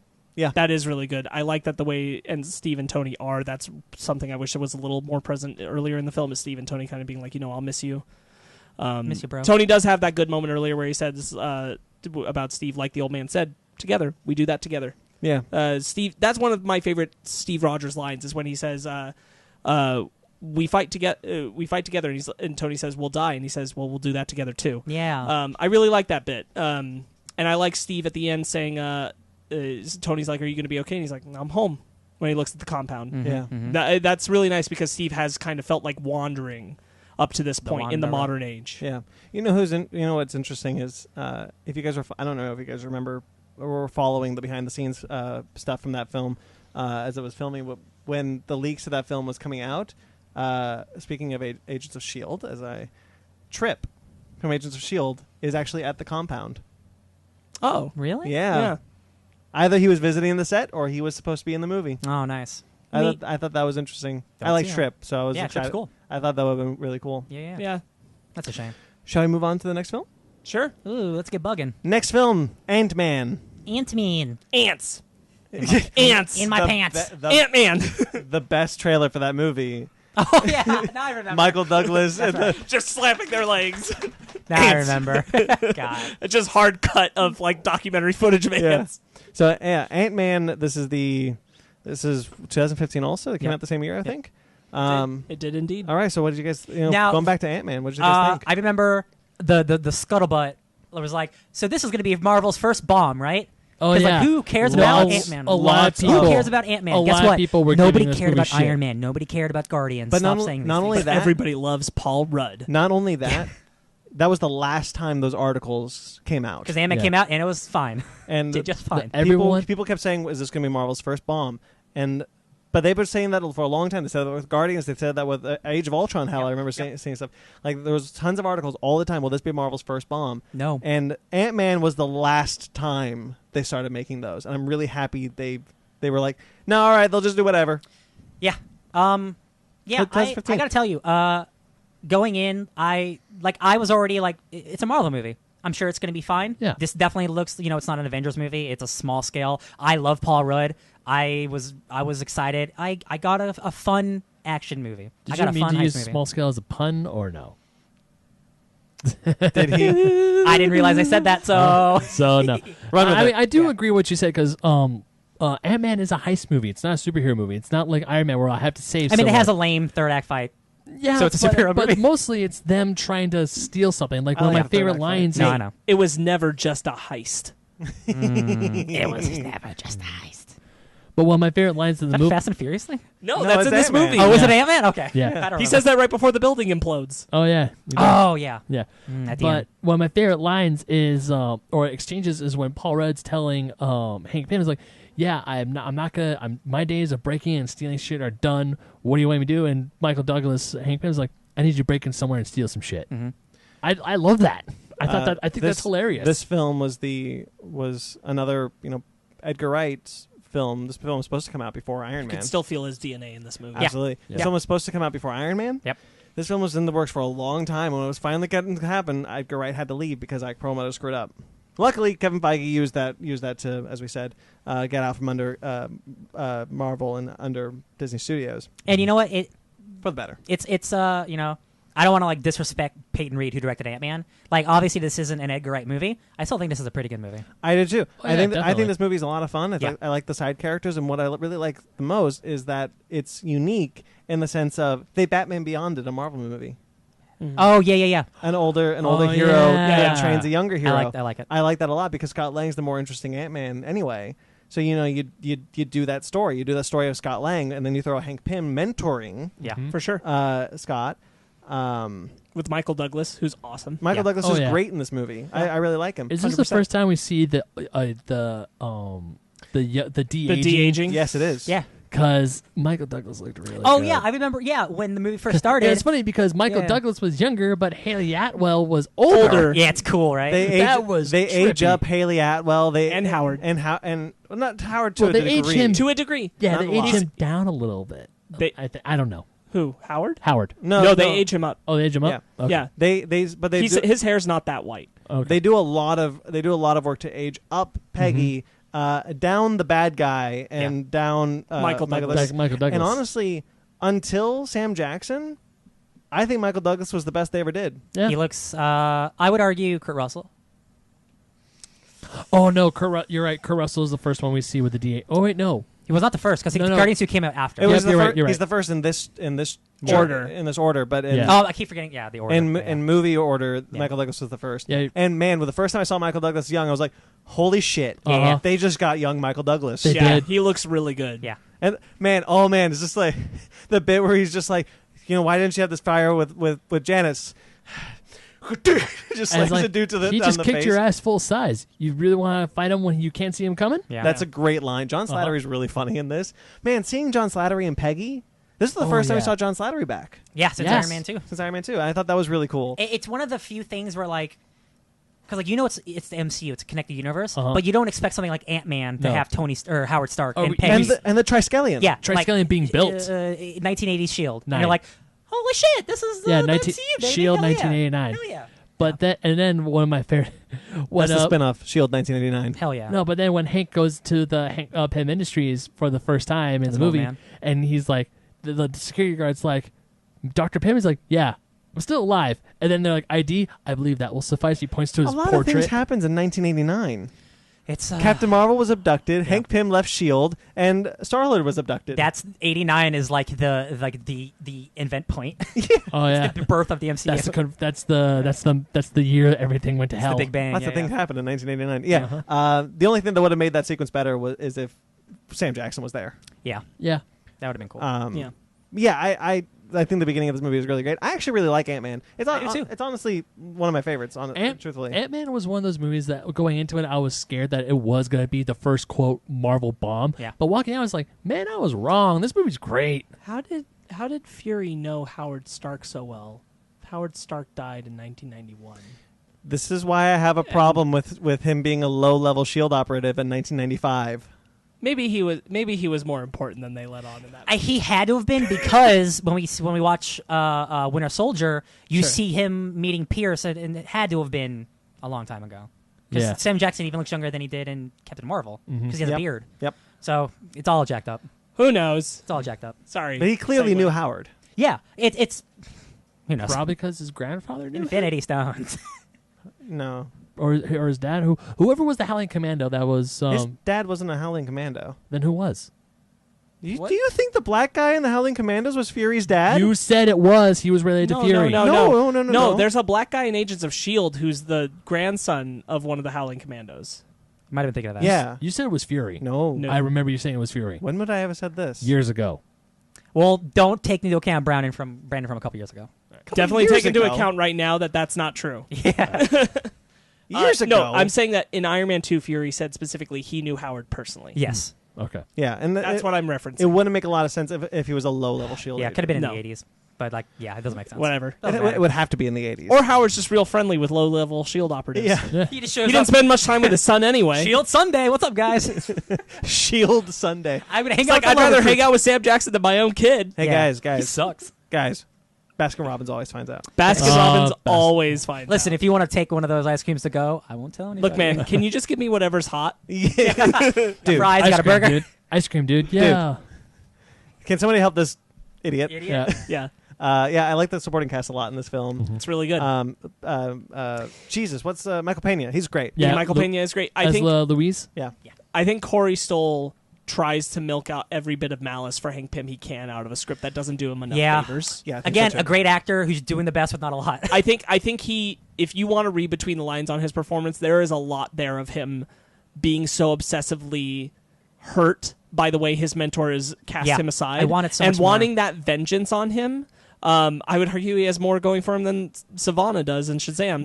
There's one moment specifically, and it's when he goes to confront him at his house. Yes. And he's like, why did you pick me? So Yeah, I yeah. saw too much of myself in you. Then Yeah. why'd you push me away? Because I saw too much of myself in you. And I also That's think such a good scene. And I also think Corey Stoll does a good job where Hope calls out this isn't you. This is the formula. It's doing this to you. And you see him starting to tear up Yeah. as he's like, I also wanted more of we that. crossed the line. Why didn't you? Yes, I want more of it too. But I at least appreciate that Corey Stoll's trying to put in the legwork Yeah. to make that work. Yeah. And I do feel like if you want to read between the lines, he does seem like a character who is mentally falling apart. Yeah. Under the duress of trying to make this work, make this happen, and get one up on his mentor. He wants to impress him and beat do better him. Yeah. so hard that he'll kill him if he has to. That he's killing sheep and everything, and Yeah. he's using his own daughter. becoming erratic as he does it. Yeah. Yeah. Ant-Man's pretty good. Killed Frank. Yeah, but Frank's a jerk. No, I'm kidding. No. What a demeaning way to die. Yeah, Turned into fair. a squishy blob and flushed down a toilet. Yeah, Yeah. Goodbye, Yeah. Frank. Anthony. This is Don't the- name your ants. This is the last time Hydra makes an appearance in these films. Oh, In the yeah. MCU. Yeah. Because Yeah. they don't show up after post Phase 2. Yeah. Except in the Agents of S.H.I.E.L.D. TV series. But yeah, in the films, this is the end of Hydra. Hell yeah. Bring on AIM, baby. And this is Oh, wait. AIM's already in AIM's in Iron Iron Man Man 3. Dang it. yeah. Yeah, I think this film's a lot of fun. I don't really know how much there is to talk about it. It's pretty like, and again, I don't mean this in a negative way. Technically, we see a little bit of like Hydra retroactively in the past in Civil War. That's fair. No, because the evil shield guy at the beginning works for Hydra. Yeah. So that's what he's saying. Oh, he's saying this is the last time we yeah. see Hydra. Yeah, it's MCU. not. They're doing yeah. interesting things. They're not what they were. Yeah. Yeah, I like that. Yeah. Which is That's a good line. yeah. We get a sense of I like the stuff when they're talking about what happened to Janet.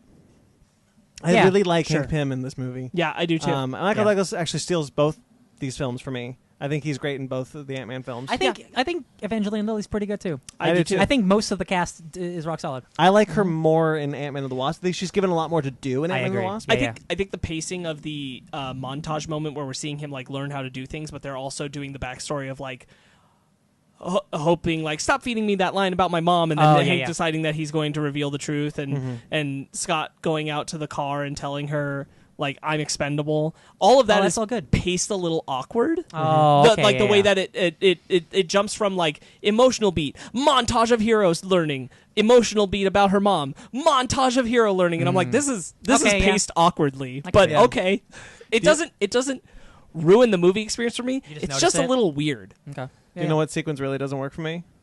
Ant-Man versus Falcon. Oh wow, really? Wow, really? Because that's like the most comic book. Like, of course, that's in this movie. It's the only one that feels like, hey, remember? Because and it took me until this viewing to realize that the piece of technology they had actually was necessary for the heist. So this is going back years of just, well, we gotta shove in an Avenger. Who we got? Oh, you thought that was just like he was just there was no reason for it? Yeah. Oh no, he clearly was stealing something for years. Like he was stealing something, but then it just disappeared. No, they use it. And it took me until this moment. So this is, but again, this is years. I still don't think the sequence where Anthony Mackie has no point in this movie. He's just kind of. Do you feel the same way about Doctor Strange and Thor? Because it's literally the exact same thing. There's like they're there for just to be a little plot thing. I think it's better handled in Doctor Strange than it is in this film. You mean in Thor? Yeah, I think it's better handled in Thor Ragnarok.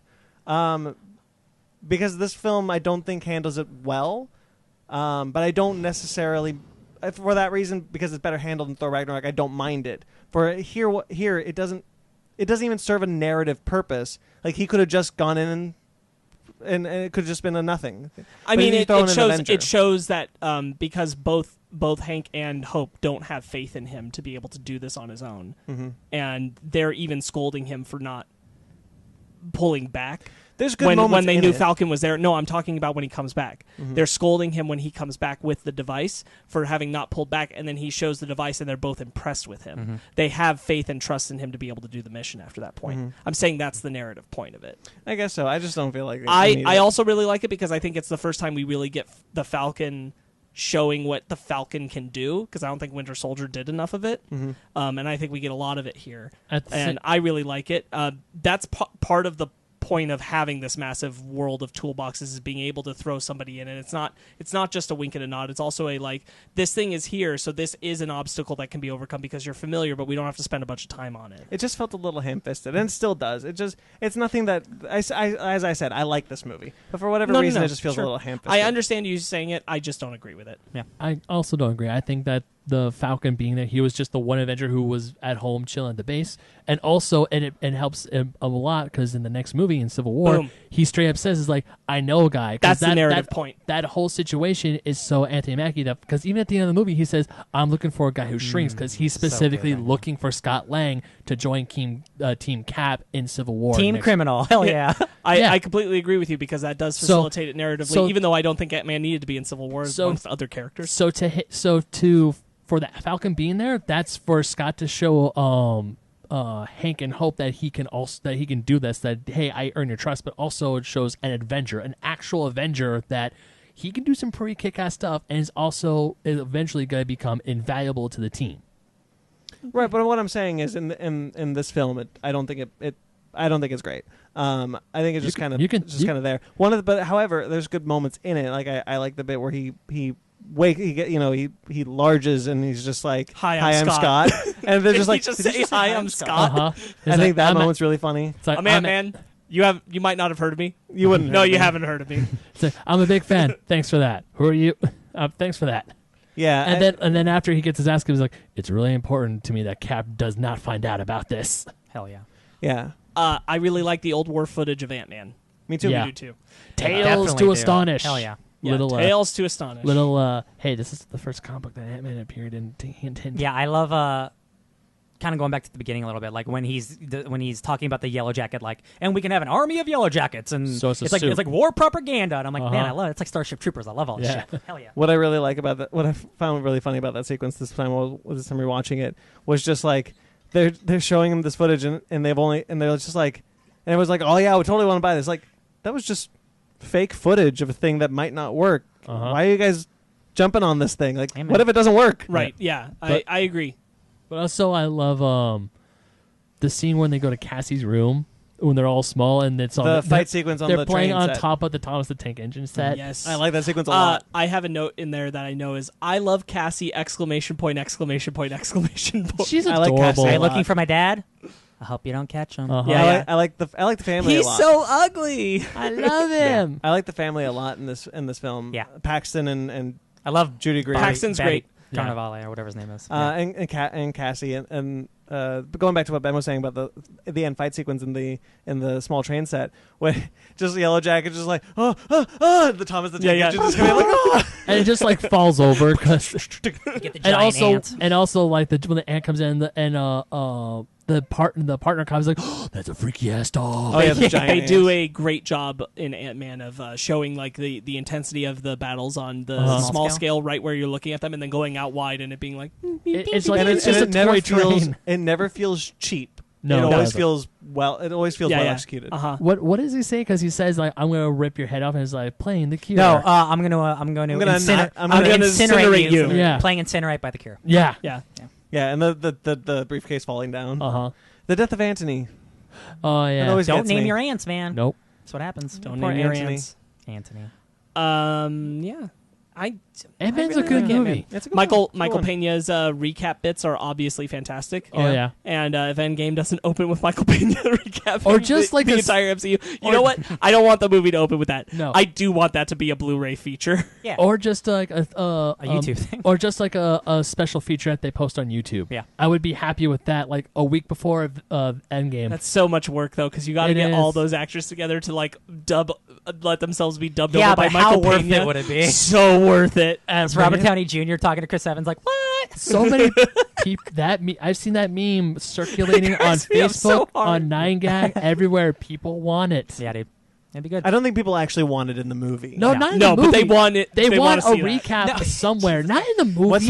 What's really funny? They sorry, want- right, what they what's want it, really Brandon, is funny- online. What's really no, Ben? Let me tell you. Whenever this meme goes around, it's always like if Endgame doesn't start with blah blah with this, and I'm just like, you know what, guys? I don't think you actually want that, because if Endgame actually started with that sequence, that would be a hard out. It's a hard tonal shift. We are No, yeah, not yeah. in the right. No, I movie. don't want it. You in the must be movie. misreading. See, 'cause I don't want it at the beginning of the movie, Ben. I want it 2 hours and 40 minutes into the movie, where it's right at the end, and they're on the moon of Titan, and it's the final battle, and then Louis shows up. Oh, what am I doing here? What's up, guys? And then that's how the final battle ends. I don't. You're want- all wrong. First of all, let me clarify. I don't want it in the movie. I want it as like a YouTube. We're not featurette. saying you did. We're not saying you So this did. guy named Thanos? None of us said you did. Anything else you guys want to touch on? Ant-Man? The more Should be the opening to Ant-Man 3 recap of the whole Marvel Cinematic Universe prior to. Okay, that'll be okay with. I gotta say, like, this and Ant-Man the Wasp, and the second one is a much more recent movie, but I really like the movie. I find myself liking the smaller scale Ant-Man movies more and more with each viewing. And not so like I dislike the bigger movies, but I'm like, I really appreciate that we can have something like an Ant-Man while still having Yeah. Guardians of the Galaxy. Yeah. It's something that Marvel does really well. All right. Yeah. Shall we move? Uh-huh. I really enjoy the dynamic that they're able to establish with Hank Pym and Scott Lang. Yeah. I think all of that works really well. Ant-Man's a really good movie. Yeah. I like It's, Ant-Man. outside of like just if the script had done just a little more work for Corey Stoll's villain, and some of the pacing issues were altered just a bit, I think it works really well. I Yeah. love the criminal team, the ex-criminal team that's They're working great. with Yeah. Scott Lang. when they Stan Lee's cameo in Michael Pena's ending recap is great. where was Stan's cap? But also when they open up the van, he's like, "Yo, there was a black guy who looked exactly like me who just ran that way." Yeah. Yeah. It's really good. I think this was also up to this point probably one of the funniest Yeah. Marvel films. I agree. for sure. Yeah. It's the one that leans in heavy in comedy. Something that rubbed me a little weird is I get weirded out by the level to which they treat Scott like a criminal.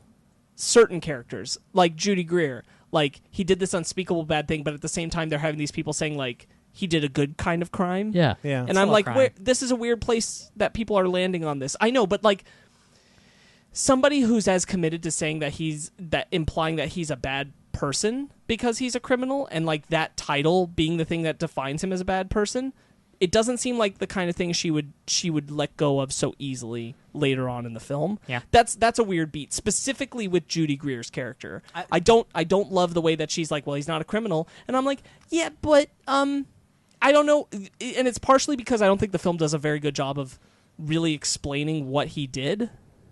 He took money from rich guys and gave it. He's like Robin Hood. He's Yeah, Robin yeah, Hood. yeah. He was a whistleblower, and then when the higher ups found out about him, he let him go from the company because he found out the company was stealing from people. Yes. He gave the money He back. returned the money. But Yes. still, that was technically stealing. Because and first he was the whistleblower, and then he went back and did that. Right. and then he went to jail for it. So And- I think for Judy Greer's character, the whole point of the matter that she kind of treats him like dirt is the fact that he went to jail. To her, it doesn't matter. It doesn't matter what it was what for. he Yeah, did. and that- It's just that he stole. He went to jail for it. I get he's that. He's a bad guy. I get that, and it doesn't totally work for me with the dynamic that Yeah. they have later on in the film.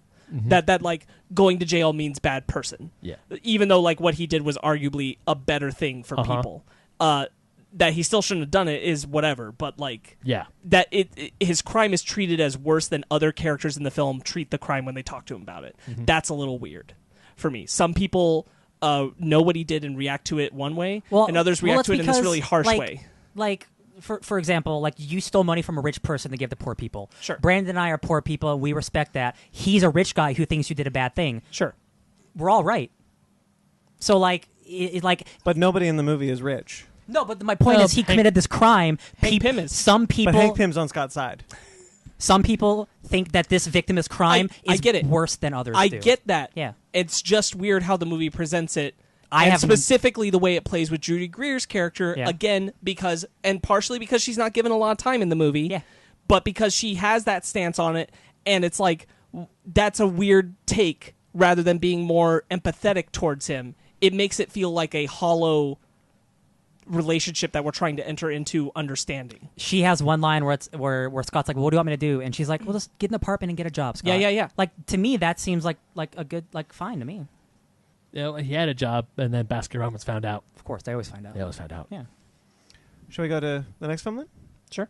All right, let's do the next film. First film of Phase 3, This is the one where I'm going to be the odd man out. Captain America: Civil War. Oh, my That's- favorite. All right, so Phase 3, 2016, start of Phase 3. What did we all think going into this one? This was a big one.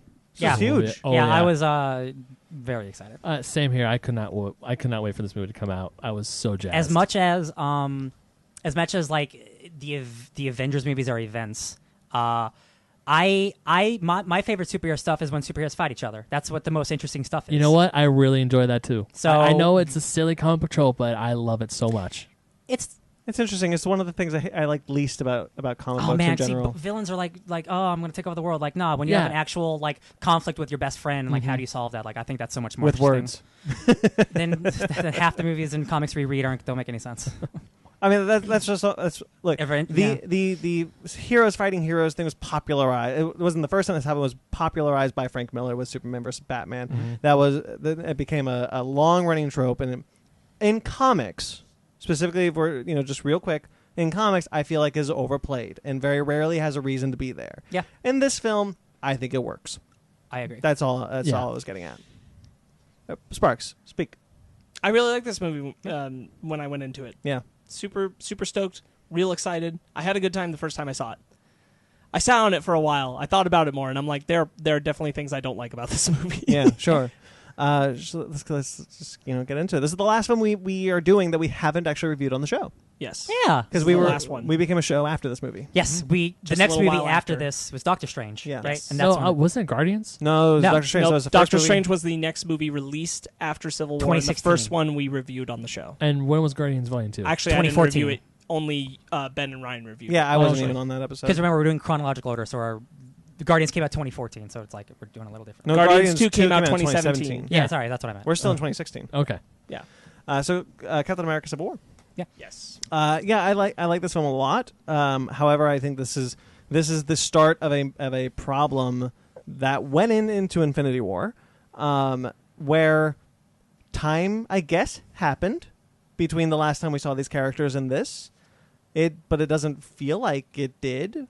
This is like 2 years supposed to be between Avengers: Age of Ultron and Civil War. I think No, 1 year. 1 year, and it doesn't feel like it just feels like we've lost the small character moments between films, and now we're just doing major events. Not all the time. Obviously, we got Doctor Strange, Ant-Man and the Wasp, and even Thor Ragnarok to an I extent. think the beginning scene in Lagos has them working as a team very well together. They say think so things too. like, "Hey, do it like we practice," meaning they've done this multiple times I before. agree. Clearly, time has passed. But They're teaching Scarlet Witch. But Yeah. the worst thing, and I didn't quite realize this until I watched actually a YouTube video, Patrick H. Willems' YouTube series on Yes, we've watched it this- as well. Yeah, this film is the start of them losing the narrative that they're protecting people. As soon as the thing happens in the beginning of the movie with they fucked up, sorry, they messed up. Mhm. I'm not gonna bleep it out. I don't care. They messed up. And then the whole narrative of protecting people is lost from the film. Yeah. And I don't think the films get it back. For the future of the entire franchise, yes. For Civil War specifically, I think this movie is focusing on the hero aspect of them dealing with it personally. We've had a bunch of movies of them being superheroes. This is the time where it's about them. It's not about the people. And like I know, you Yeah. guys like people getting saved but not every single movie that's about superheroes has to have them saving people. It could be about the internal conflicts between. No, but friends, too. the movie starts with them. You know, they've lost track of the people. They've lost touch with the people, and they've just really screwed up. And then we just kind of lose that narrative of this film. And I feel like you set it up. You probably should have kept it in throughout. What are you talking about? Well, it's kind of the same thing we were talking about in our Shazam review, where you set up Dr. Sivana, and then that setup doesn't go anywhere. You set up them screwing up with the people. Oh, And then I you get what don't- you're talking about. This is a problem I have with Civil War also. This thank is God. This is about You'll say it much that better. the movie starts with the argument of where are they accountable, where are they not. The movie actually becomes about, okay, who's protecting Bucky and who isn't. And that's the rest of the film. And it actually loses the narrative of talking about what the Accords are about, why they need it, what is driving the characters to side on that or side against it. And that's actually a problem I have with Civil War 2, is that they start talking about and looking into one thing, and it's a good idea to talk about it and discuss it and have it be the central conflict, but it instead becomes about who's protecting Bucky, who isn't. And they lose that narrative, and I don't like that either. Thank you so much for putting that in better words. Yeah, no problem. Yeah, That's I can't, exactly what I was trying to say. I can't disagree with that. At the end of the day, like it's man, like this isn't a good argument I think for it, but like Captain America and Bucky are homies, and like it's called Civil War, but it's still a Captain America story. 100%. I do like that it is still a Captain America story. We keep the narrative on Captain America for the most part. But one of the things, I do want to say, I think the Russo brothers are really good directors. However, they have an interesting visual style that's not as dynamic as I would like it to be. You look at Guardians of the Galaxy. Keep it in this chunk. in this batch. Guardians of the Galaxy 1 and 2 and Age of Ultron all have very interesting visual styles that they pop. Well, as Whereas someone, Civil War I'm actually Civil really War, glad. Civil War just kind of is muted. Yeah, I'm really glad you watched those Patrick Whelan videos actually, because it's not just Civil War. Like it is really it's a homogenization of the entire visual stile. It's not Yeah. just the Russo brothers. Right. No, They- it is a problem around. Yeah, the, so I and- can't get mad at Civil War for looking the way every other movie looks. No, I'm just saying. It is a problem in the franchise, and I just decided to say it in here. Yeah, to here. no, yeah. I 100% agree. I think Civil War is the first film where it became really Noticeable. presently noticeable. Because up to that point, like The Winter Soldier worked in its way, and this is that same look, but we didn't realize that was a thing because right before that was Thor: The Dark World, which you and I know is actually one of the visually better looking Marvel films now. Which is weird. Yeah, I know. And then Guardians of the Galaxy and Thor Ragnarok. and Black no, we're Panther. not there yet, but Age of Ultron. Oh, yeah, okay. Whedon and Gunn both kind of put more in visual pops and colors into their styles of things, and then Ant-Man happened, and we didn't totally notice it. Civil War, it really stands out when you see all these different colorful heroes thrown together. I think that's why people harp on this one in particular for that thing that is that makes happening sense. across the MCU. This was the first one where it really stood out. Yeah, I agree with that 100%. Yeah. I don't hold this film accountable for that problem, but I think that is where we all collectively went, oh, why does it look like this? Yes. Yeah, I can't. I'm definitely after watching that video series, like it's 100%. It's very apparent. Yeah. Like good they want all the movies to look the same. It's a good video series. I recommend everyone check it out. Yeah. Like everything you guys are saying and are going to say, like much like the Age of Ultron thing, like I can't argue against it. Sure. But like what this movie's about, who's involved, and what happens at the end, I think it's the best character stuff in all of the Marvel stuff. I think Civil War has the best character interactions out of all the movies. And I wish I could get on board with that. And you don't have to. And I can't. I'm telling you, like, not because I want to agree with you necessarily, but because I want to like this more.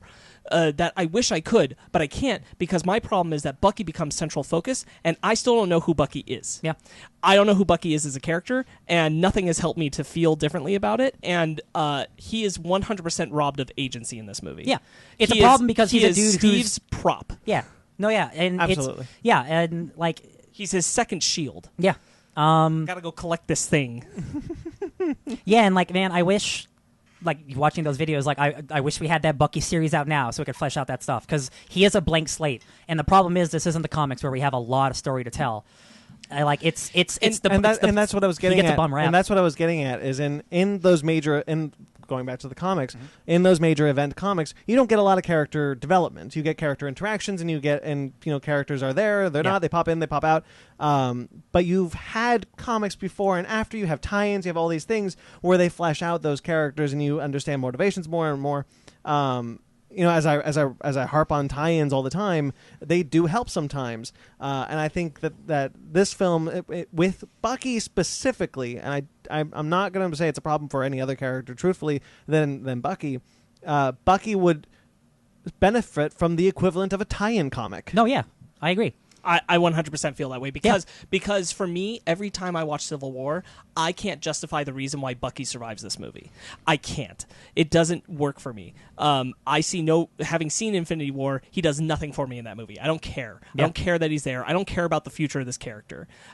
He's literally in this movie to be put on ice until they need him again. It's nothing to me. He's quite literally put on ice Yes. until they need him again. Yeah. There's such an easy in my mind fix to this, because there's this moment where the only moment where Bucky has any sense of individualism in this movie is when he says to Steve, I don't know if I'm worth all this. Yeah. And if they expanded on that idea for Bucky, where he's expressing that he kind of doesn't know that he should get to keep going, that he's questioning the value of him because he remembers everything he did and he hates himself for it. All of these things would have given me more reason to care about this character one direction or another. And none of that is there. And I wish it was. And for me, I've always felt like I would have rather that Bucky jumped in the way of an Iron Man blast at the end of this movie, one that was a mortal wound for him that wouldn't have been for Steve. It wouldn't have killed Steve, and Tony would have known it, but it does kill Bucky. And that Bucky would have died at the end of this.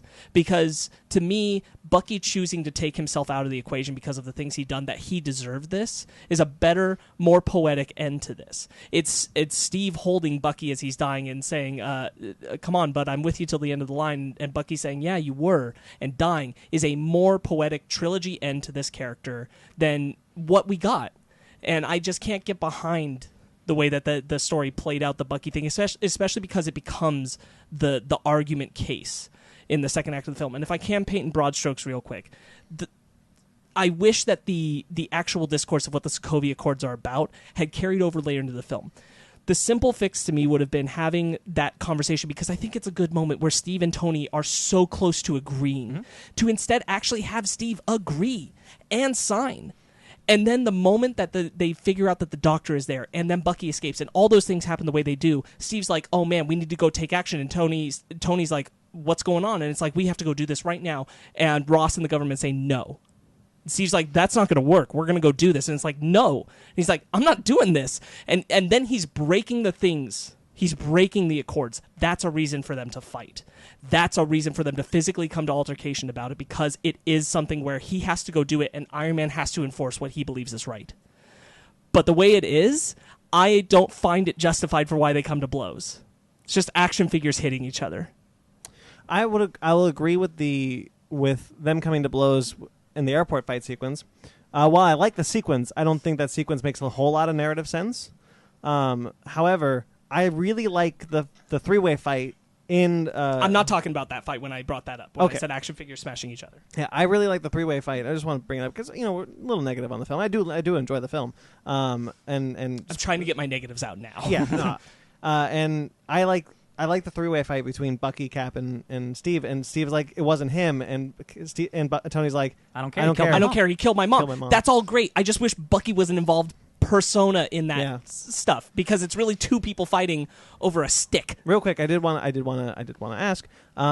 When the movie starts in 1991, Yeah. did we know that was? Did any of us know that was going to be Howard? 100%. I knew 100%. I had no idea. Absolutely couldn't. Knew. I walked immediately. into this movie. Feeling very confident that part of what was going to happen is they were going to find out that Tony wasn't going to side with Winter Soldier because Winter Soldier had killed Howard. Wow.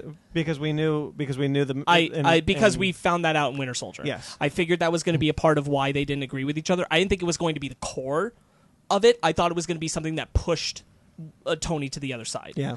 And I also was confident that T'Challa was going to T'Chaka was going to be killed in this movie. That's what was going to get T'Challa involved. I think we see that in the trailer. I don't know if we did. No. The shot of T'Challa like holding. No, they didn't show that in the trailer. That They is- showed him jumping towards an explosion. We didn't see him holding T'Chaka. Okay. Yeah, I think a lot of this movie actually. I like a lot of this movie. I like the inclusion of Black Panther. Yeah, he's awesome. I like T'Challa a lot in this movie. That whole chase scene is great. Oh my god, the chase scene on the freeway is so good. Yeah. We meet Everett Ross, Martin Freeman, who's there. They bring back Thunderbolt, Ross, which I love. I Yeah. love that he comes back. I love that he comes back from Incredible Hulk. Me too. That's dope. Ben, love say that something. Awesome. Yeah. I actually have a few things to say. So, actually, Brandon, I kind of disagree with you on the whole. I do see where you're coming from. How you say that Civil War is the start of where they stop trying to save people, and it's about them. The whole Accords is about them saving people. But on Steve's point of view, it's like, yeah, we have to go save people no matter what. I'm not going to go out and go somewhere that you say I can't just because it's against your interest. Whereas Tony's like, no, this keeps us in check. I feel like you missed the part where Sparks explained what I was saying. That they lose the narrative. The they movie- lose the narrative. Oh yeah, The halfway. movie no, they totally loses the do. narrative. No, I'm they not totally do saying- halfway through the movie because halfway through it's all about, hey, let's try and get Bucky. So But then the you whole agree time- with me. halfway through, yes. That's exactly what I was saying, though. So you agree with me. Go on, Ben. What were your other thoughts? No, I'm actually all for like the fight scene at the end. Or wait, you were saying a whole bunch of stuff. I was trying to piece together. Yeah, I was trying to listen to what you were saying. Also, I was trying to form my own thoughts Sure. there was something I wasn't wholly agreeing with you. Was about the reason why Cap keeps fighting with Bucky, like why Bucky is on ice at the end of the movie. It's because he knows he can still kill people without him knowing. The reason why when Zemo gets the book and puts him under the Winter Soldier mind, and Bucky knows is like, I'm still dangerous. I thought I wasn't, but I still am. They can control me. I don't want them to control me. Yeah. That's why he goes to Wakanda to get on ice so they can fix him. No, I know that's why they Yeah. do it as a story element. What I was arguing is that narratively the character isn't going anywhere. The character's not developed in this movie. The character's not developed in Infinity War. I don't care. I would say a little otherwise because you see him living in Romania and he's just trying to like live under the radar, trying to live out his life, trying to essentially like eventually go back into society. But he knows how dangerous he is. That's why he thought he was far enough away where they wouldn't find him. And then Zemo comes and impersonates him, so people are gunning for him. That's why when Cap finds him, he's like, "They're coming for you, Buck. They don't want to take your life." He's like, Yeah, I wouldn't And either. the thing That- is, that's like, smart. the fundamental thing that, like, I think we just disagree on is, like, he doesn't think Bucky's a good character and has no character. So everything he does is like, it's not good because he has no character. I personally disagree. I understand everything you're saying. Yeah. He's a blank slate. I'm not Yeah. expecting him to be as in-depth as Captain America. The dude's been brainwashed 100,000 times. Yeah. I am fine with what his character is. He's a sleeper assassin, and he does his best. Like, that's he can absolutely he could have more to do. He can be better written. He is a blank slate. He has a stick just to do there for Steve to do stuff to. That being said, everything that is surrounding it is still so insanely good that, like, I'm surprised you feel this strongly, because I just think everything surrounding it is so strong. Because I like Bucky in this movie. I think I've he's seen fine. him in 3 movies. Like, he he doesn't have the character that Tony Stark has, but, like, he's a dude who just wants to get out. But even at the very end, He's John Wick. when Steve says, "I'm sorry, Tony, he's my friend," and Tony's like, "So was I." Yeah. It's like, because for Steve, this is his best friend who still survived after 1945. He's the only last link he has to because his Peggy's dead in this movie. She dies. That funeral scene. That crushed me. Yeah, that hurts. Yeah, like it's really even good. in the middle of them fighting about the Accords, and he gets the text message of how Peggy died, Interesting. and he goes to have that moment by himself. It hurts. Black Widow. Also, she's like, "Hey, I get it." And they had that great. I didn't want you to be alone. Yeah, they Great had that moment. great moment with him stemming from Winter Soldier. Yeah.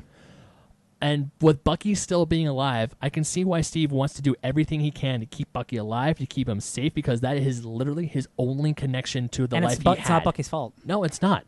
It was And Steve will do everything in his power to it try was- to save his friend, who maybe can't even be saved. And I find that really strong. As bad as Bucky is as a character, what Steve is doing for his friend, I find super powerful and negates all the negativity for me. Yeah, same Yeah, here. I understand why what Steve's motivations are. I support Steve's motivations. I get it. I like that part of it. The thing is that I'm not motivated enough to care about Bucky. That's fair. Which makes me not motivated enough to want to support Steve, which I wish I would. I understand his motivations from his perspective, but they have not convinced me as an audience member, me personally, I'm saying, of the fact that Bucky is somebody I need to value the protection of, that I need to value the saving of. All we've really done since Winter Soldier is watch him murder people. Yeah. And all I wanted is for them to give me some window into what Bucky thinks about this, because he's just kind of along for the ride. Yeah. Yeah. He doesn't voice an opinion on definitely- things, and that's what I wanted if he's going to be the center of the argument. And part of what hurts it for me, and I will also acknowledge in the same breath, it's really cool. I love the airport fight scene. It's really cool. I love Spider-Man. I'm Yeah. so glad he got introduced in this movie. They're also ultimately unnecessary to what I want the narrative of the film to be about, and that makes it harder because I would have rather that time ultimately went to actually developing the argument that's happening between Steve and Tony, developing those friendships and those bonds and why they're going to be broken so that I care more, and allowing Bucky to have the time to have a voice. This is where he should have been developed for me to feel something. As cool as the airport fight scene is, as much as I enjoy watching it, we sacrifice like all that eye candy. We get that and sacrifice some of this development stuff that would have made me more invested. And it's just what did you come to the movie wanting? I think too much of the banter between characters as far as Bucky goes. He banters and shows more character interaction with Anthony Mackie than he does with Steve. Okay, When move he's your with seat Steve, up. when he's with Steve, Sure. he's just kind of nothing. But when he's with Anthony Mackie, he's playing Well, off. when of he's with I- Steve, I think he's being himself, whereas he's with an antagonist. I was No, but about to say- I think what they should have done to Sparks' credit, which I do agree with you, Sparks, those character moments should have been with Steve, and I think that would have helped. I still think there was some good character moments with Steve, like when they finally get to Siberia. And it's like, do you remember that girl?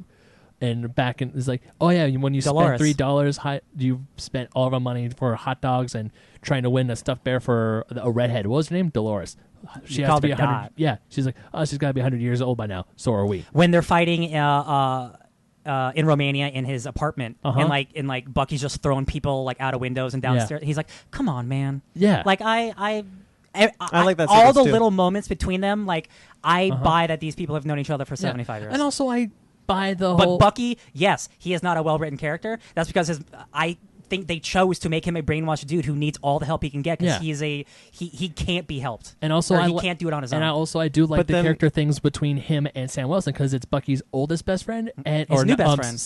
Sam, Yeah. Steve. There we go. That's the name I was looking for. Steve's oldest best friend and Sure. Steve's newest best friend. Yeah. Sure. But if you were going to have this narrative be about Bucky, then why are the Accords in the movie at all? Because it's the setup of the argument, that splits them, Mm-hmm. and that does go back to the thing is that just I wish we hadn't traded what was arguably a good debate to be had between the heroes for a fight about Bucky, Yeah. because and something that really irks me about this is that the movie ends with Rhodey saying that, man, I wouldn't change my opinion on this. Cut to Infinity War. Yeah. Wow, those Accords were stupid. Yeah. Like that's it. That's all there is to it. And it's like, okay, so this wasn't even a conversation that anybody was really willing to develop in these I would movies. definitely give. And that's something that really bothers me about it. I would definitely say that my least favorite movie that Bucky is in is Infinity War because he has nothing. Well, I And mean, so I think, to Ryan's point now, Ryan, you keep saying that Bucky is supposed to be a blank slate in this, and that's all well and good, but then in Infinity War, there needs to be more with the character to make us care that he's finally dusted. Infinity War has no excuses. He's Yeah. not in that movie enough to even warrant Sure. a discussion. Right. Yeah. And I wanna also be clear, like, I'm being harsh. I am being harsh because I know there are a lot of people who really, really love this movie. You guys are included in that. Yeah. I know a lot of people who are really, really into this movie, and I totally get it. And there are a lot of things I really like about this movie, but this movie falls short of some of the other Marvel movies for me because of these things that I like. That's the what I feel airport about scene, Age of Ultron. Sure, and I get that. Like, but the airport scene doesn't cover for these things that I wish were there to make me believe in the motivation strong enough to have not Steve and Tony. Steve and Tony's like fight at the end. That works. It's not what I'm talking about. I'm talking about like to put Hawkeye and Black Widow at odds enough, even though they're fighting and pulling their punches when they fight. Like, and Black Widow isn't even convicted enough to it that she holds to her side. She's willing to have a whole battle in the airport about it, but when it comes down to it, she's like, no, Steve is right, even though she doesn't know the whole story of what's going on yet and decides to zap T'Challa. Black Widow is done a disservice, in my opinion, halfway through this film, where she's not given enough to show what's guiding her choices. And part of that is being an overstuffed cast. Part of that is just all that. And that sacrifice just these character things that I wish were there in order to get that really awesome fight scene. I want to say, Hawkeye, I think is really good in this movie. He does not given a lot to do, but when he's on screen, He shines. He really does shine. Like, especially when he's going to save Wanda from the compound. I think is a really good scene when he's about to fight Vision. He's like, "Well, I have no chance. Yeah. I'm gonna do it anyway." Yeah, it's really good. Fighting Vision. I think that moment's really cool. Yeah. I agree. There's a lot there's a lot of great. I'm really conflicted with this film. I have been ever since the first time I saw it.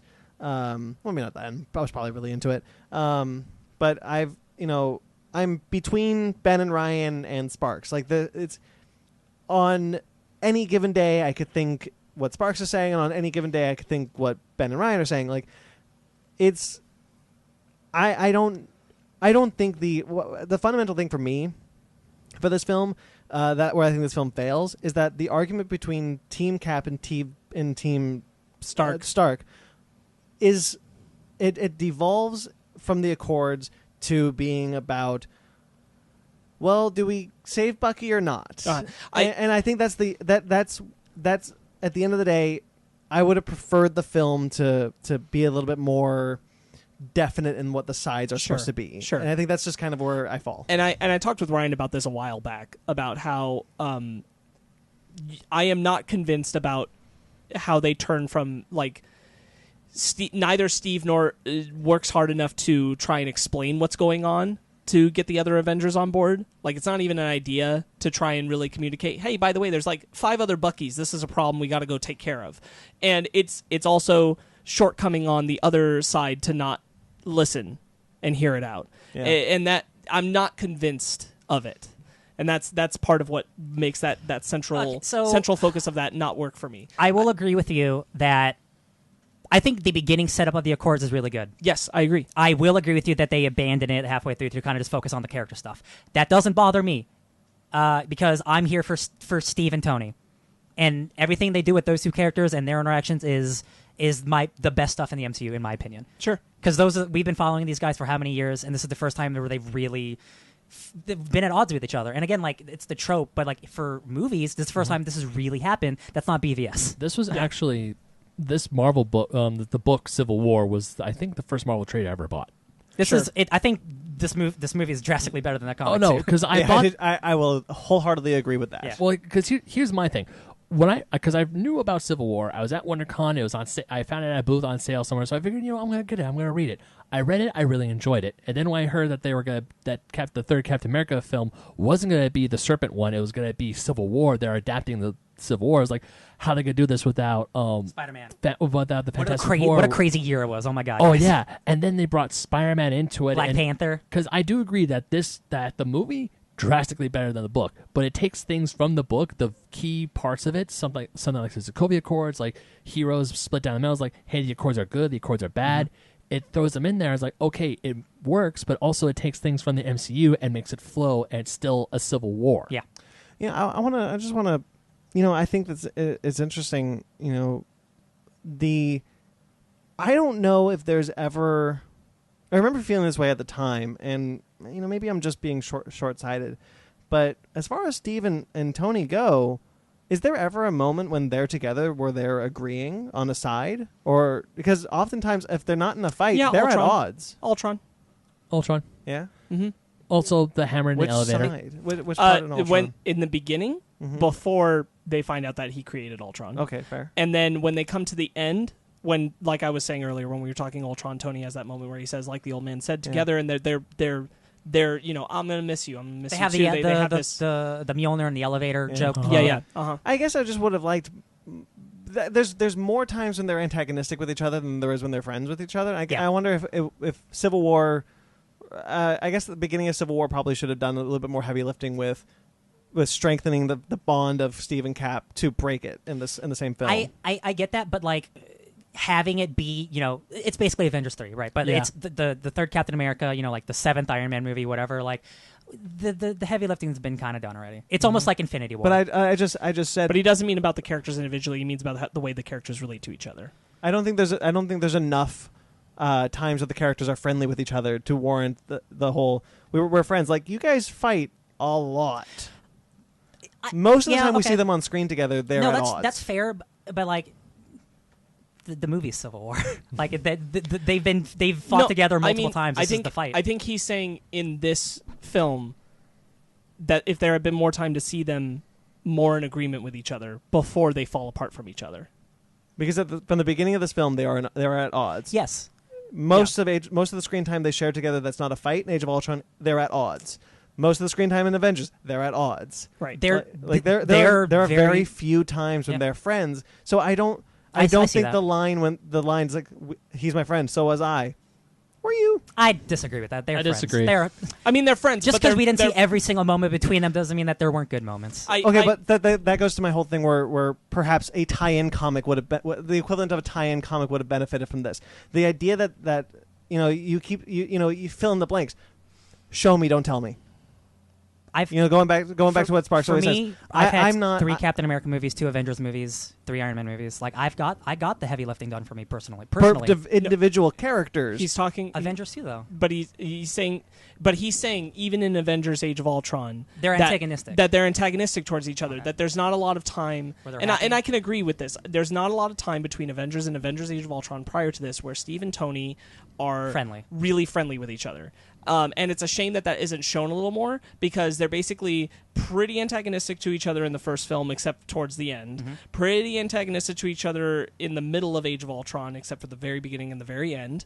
And then we get to this film, pretty antagonistic to each other, and then super antagonistic to each other. Yeah, and it's okay. And it's missing a little bit of the pop that would have been them bonded together.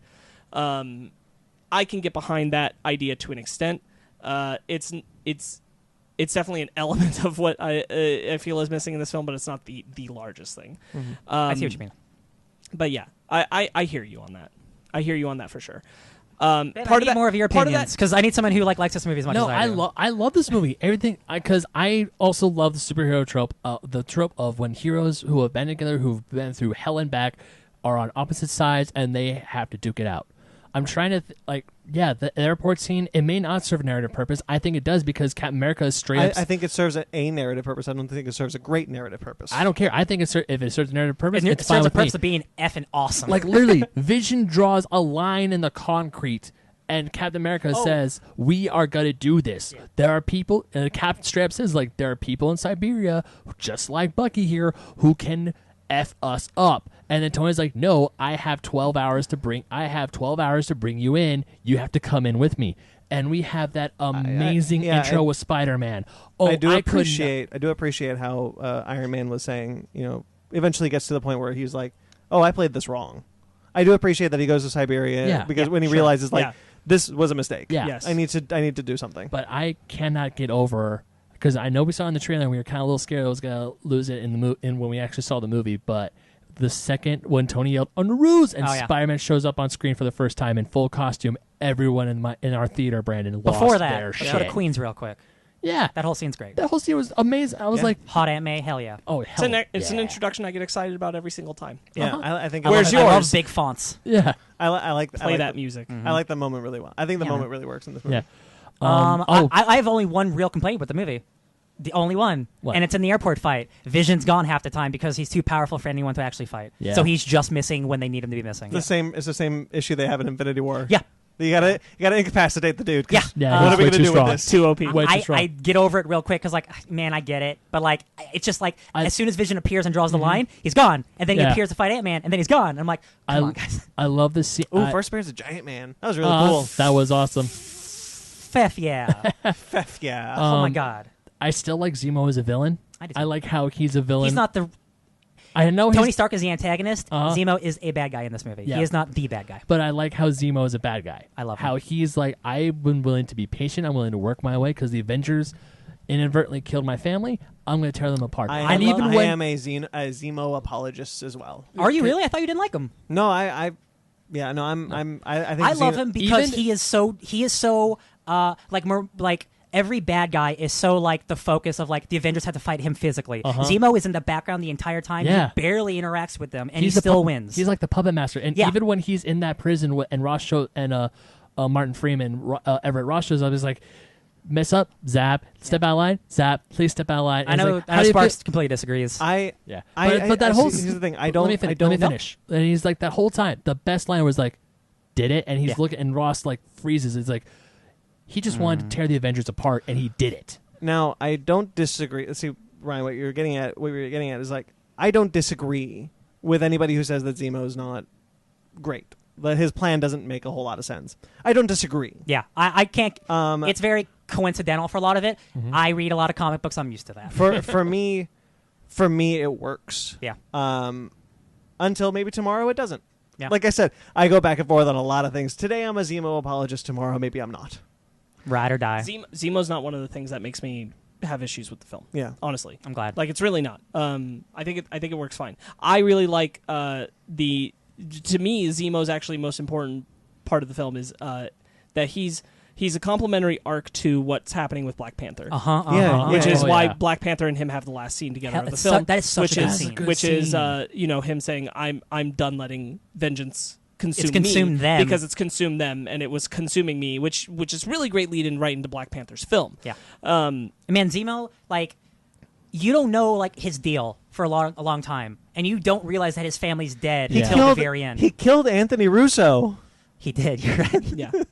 He's a bad guy, but he keeps listening to the message on his phone from his dead wife, and you don't know that until you realize that everyone's dead. He talks about how he found his dead father holding his dead child under the rubble. I'm like, man, this guy, and he waited a year, and he didn't try to be bombastic. He was patient, and he did everything he needed to do, and it worked, and I love it. He probably would have gone a lot differently if that Hydra guy had just done the right thing. Yeah.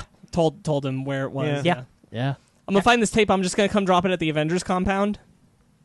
What? It probably wouldn't have gone the way that it did. No. Because the other Avengers would have been like, "Whoa, what are you guys fighting about? Tony, go cool off." Tony, calm down. Damn.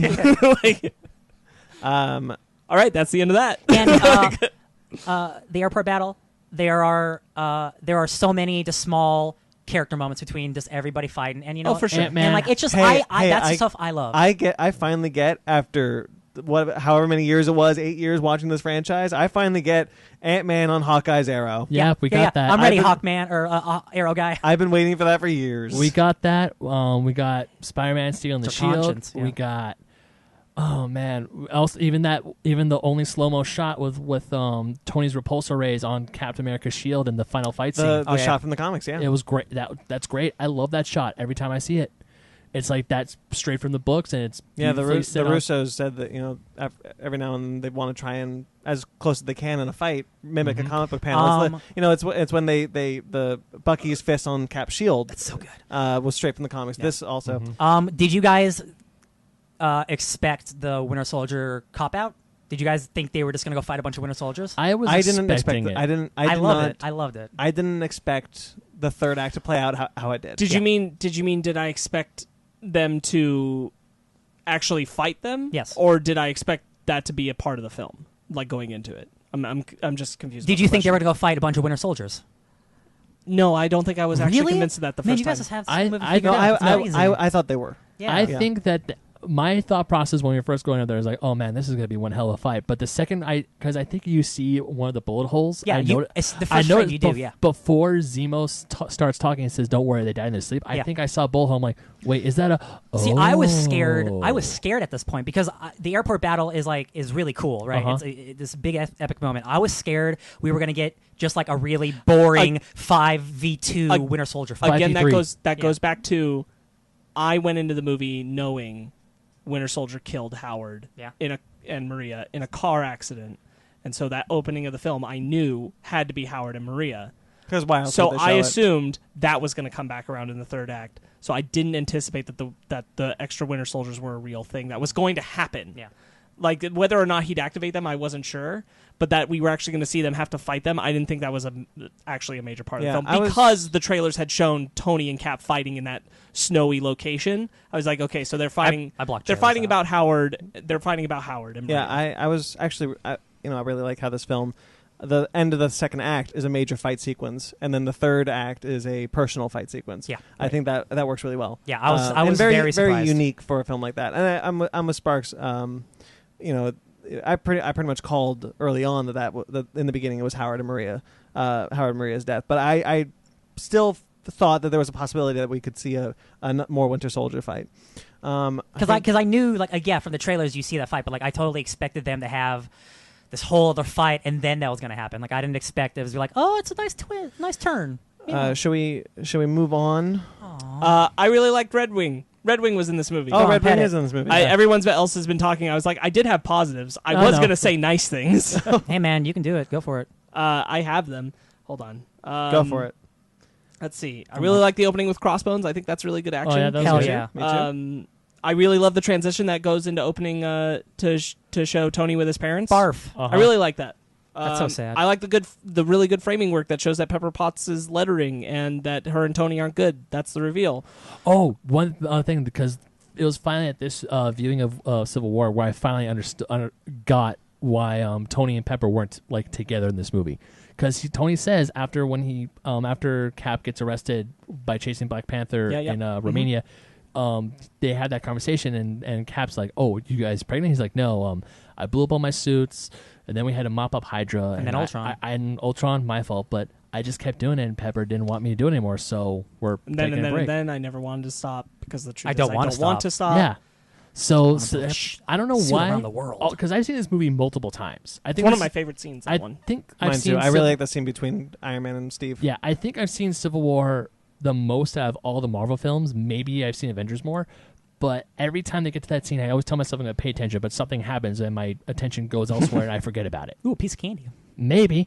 But then finally this time I was like, oh, that makes sense. Because then at the end of Spider-Man Homecoming, Pepper shows up. I'm like, wait, how come you two are back together? Weren't you taking a break or not seeing each other again? What the hell? Yeah.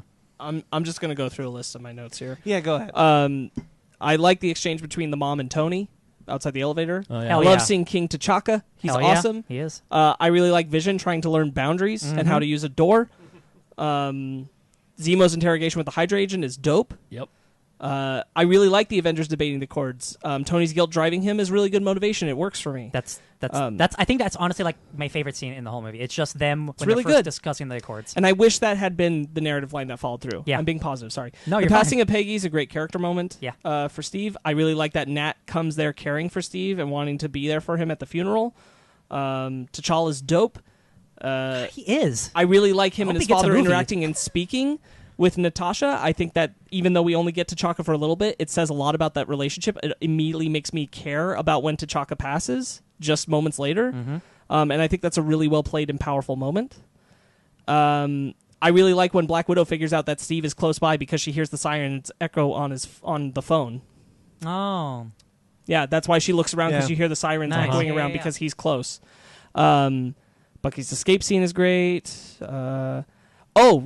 Ben, credit to you. You pointed this out to me because I never knew it before. War Machine has Ultron skulls on his armor That's super, a to super show the sweet count thing. of Ultrons that he killed. Yeah. That's awesome. Yeah. Yeah, because he's an Air Force pilot, and that's what Air Force pilots It's a War do. Machine story. Boom. Yeah, Yeah. Paul Bettany's really good at developing vision in this movie. he is. What does he say? Wanda, no one dislikes you. Like, what a compliment, man. Yeah, he's trying. Trying to make paprika. Yeah. Paprikash. Yeah. I really love the moment where Steve and Tony agree that there would need to be conditions and in the Accords. Yeah. And the way that it falls apart is a way that I feel is a little forced, rather than allowing them to breathe and talk through it. Wait, that's a positive? It's half positive.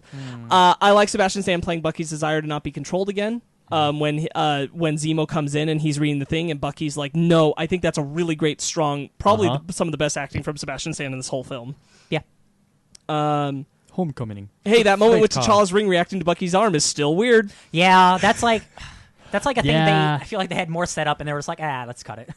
I've always questioned that. It Yeah, might be- we were watching it again and we're all like, still don't know what that's. Two metals what's up don't with react that way when they touch. It's It's fine. vibranium and vibranium doesn't really. it's not. They're not To magnets. Ryan's credit, we both love this moment when Tony pulls out just the little hand protection to it's fight. his watch. Yeah, yeah. It turns into Yep, Hell Turns yeah, into a dude. repulsor It's ray. Really great so moment. Cool. And also, real quick, like Winter Soldier shoots the gun and Tony Stark could have died. He got shot in the face. I'm like, man, this kid. Whew, boy. I really like Peter and Tony talking in the room. Peter playing around, talking Uncle Ben. I really feel it. It's one of the things, Yeah. because we never did a review of this. That's one of the things that really worked for me was Tom Holland playing the sense that he's avoiding saying, I'm responsible for my uncle dying. Yeah. I felt that because everyone should know that's what he's dancing around Yeah. talking. He's like, so you do this for the little guy? And he's like, yeah, Well, that's all it his is. thing is like when you have these just- powers and you don't do anything, it's your fault. And the bad things happen. It's because of you. So that's I really that's like Uncle that. Ben right and then there. I also like that moment where he's like, so you just want to protect the little guy? He's like, yep, that's all it is. Yep, just yep, protect the little guy. He covers it really well. Yeah. And I get more of a sense that he's bearing the weight of that in this than I do in Spider-Man It's a Homecoming. good Spider-Man origin without being a real Spider-Man origin. I think the Wanda knocking down Vision is really I think the brutal. score is incredible. Score's pretty good. I disagree. I don't like the score in this film. I don't like Henry Jackman's Marvel scores in general. I think the only time where I really like the score is in the airport fight sequence. That's the only time where I like the score. I really wish I could be a little more invested in Sharon and Steve. We talked about that while we were watching it. Me too. But that's difficult. Still Hawkeye's I owe a debt line is a great nod to the death of Pietro. When he talks about getting Wanda out. Yep. Scott Lang is wonderfully awkward. Thanks for thinking of me. I'm shaking your hand too long. Thanks for thinking of me. Such a good line. Spider-Man versus Cap is awesome. Yeah. The way that they kind Brooklyn of Queens, respect each other. beautiful. And Iron Man facing Scott when Scott gets inside his suit. Mr. Is Conscience. another standout for me. Hell yeah. Give me back solid, my roadie. solid introduction of the Raft. Yeah, dude, Raph's Oh, yeah. awesome. Yeah. Surprised to see it, honestly.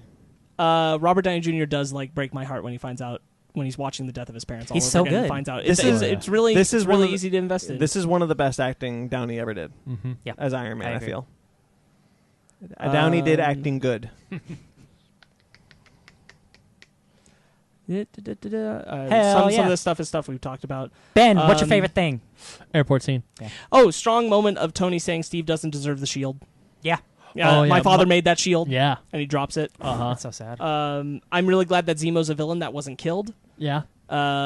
Great Stan Lee cameo. I with- agree. With I Tony also Stank. love the fact that he was ready just to kill himself. Yeah. Yes. Like I'm done. Same. I'm And then up and to- left. and that T'Challa didn't let him, and he's like, Uh-huh. the living aren't done with you. Yeah. good. Such a great scene. Great Stan Lee cameo of the Tony Stank moment. Oh yeah. Yep. I like that moment too. Again, kind of wish Rhodey didn't say he still believed in the decision since he goes back on it so fast with Infinity War. But Infinity War hasn't happened yet, so you I know. can't. That's not fair. Because that remember? We are but- looking at these But then it films- did happen, and the Russos are responsible for both, so Okay. I hold them accountable. All right. I really like Steve's ending message to Tony. It's really strong for the character. Oh yeah. All right, that's gonna do it. We're at more than 3 hours. Oh Hell, well, that's what because you talked about Guardians for an hour. Jesus. yeah. So let's see. We got some comments, and I asked, "What's your favorite?" in this one on Instagram. Somebody said Iron Man. Somebody said Iron Man. That's not one of the options, guys. Not one of the options. The same guy who did it last time. Meg Root said Iron Man. Meg Root 87 said No idea Iron who Man. that is. Mike Matola said Ragnarok. Also not part of this. Damn it, Mike. Not the there. the section. Wait, did Meg Root 87 said Iron Man Yeah. in response to this? Oh no, Ant-Man. No. Ant-Man. Sorry. Okay, you said Iron Man. So I was sorry. scared. Okay. Ant-Man. Ant-Man, got it. Magnico says Iron Man, not part of the section. Fanpack 427 says Guardians 2. Okay. And Downright Nerdy Podcast says Phase 2, we have to go with Civil War. Although Guardians of the Galaxy is a close second. Phase 2, Civil War is not part of Phase 2. Damn it, downright. Thank you very much. This is continuity. Darn it, Mike, get it together. So they say Civil War, however. So what's your guys' favorite of this batch? Thor to the Dark World. Not It's options. clear. It's Civil War. Civil War. Guardians 2. Guardians 1 for me. All right, that'll do it. So next time, couple weeks, we'll hopefully get the last one out before Endgame shows up. So we have more to do. We have It comes out in like 2 weeks. Oh my god. so we have a couple more films to go through. So the next films in order: Black Panther, Spider-Man: Homecoming, which by the way are the sequence of end credit sequences, and Civil War. Oh. Ant-Man and the Wasp. Nope, No, Doctor Doctor Strange. Strange. Ant-Man and the Wasp. Thor Ragnarok. Avengers: Infinity Infinity War. Oh boy. Avengers: Infinity That's a lot War of big- is the Infinity War, if you will. That's a lot of big boy movies. Right, Ben? Infinity War? I did not say that. All right, guys. Infinity Game. You could only get me for Event Game, not for that one. Avinitar? Stop it. All right, guys. Avatar sequel. Find us on Twitter, Instagram, Facebook, all at Fake Nerd Podcast. Thank you to everyone who contributes. We greatly appreciate it. Thank Thank you you. to everyone who listens. I'm at BT McClure on Instagram and Twitter. Ryan, where can I find you? DJ Tony Snark. I'm sneezing. Sparks. Sparks Witty on Instagram. SPARKZ Witty. Ben. Ben Madden 27 everywhere. Subscribe to us on wherever you find us. Rate and review wherever you get us. And until next time, guys, stay fake nerds.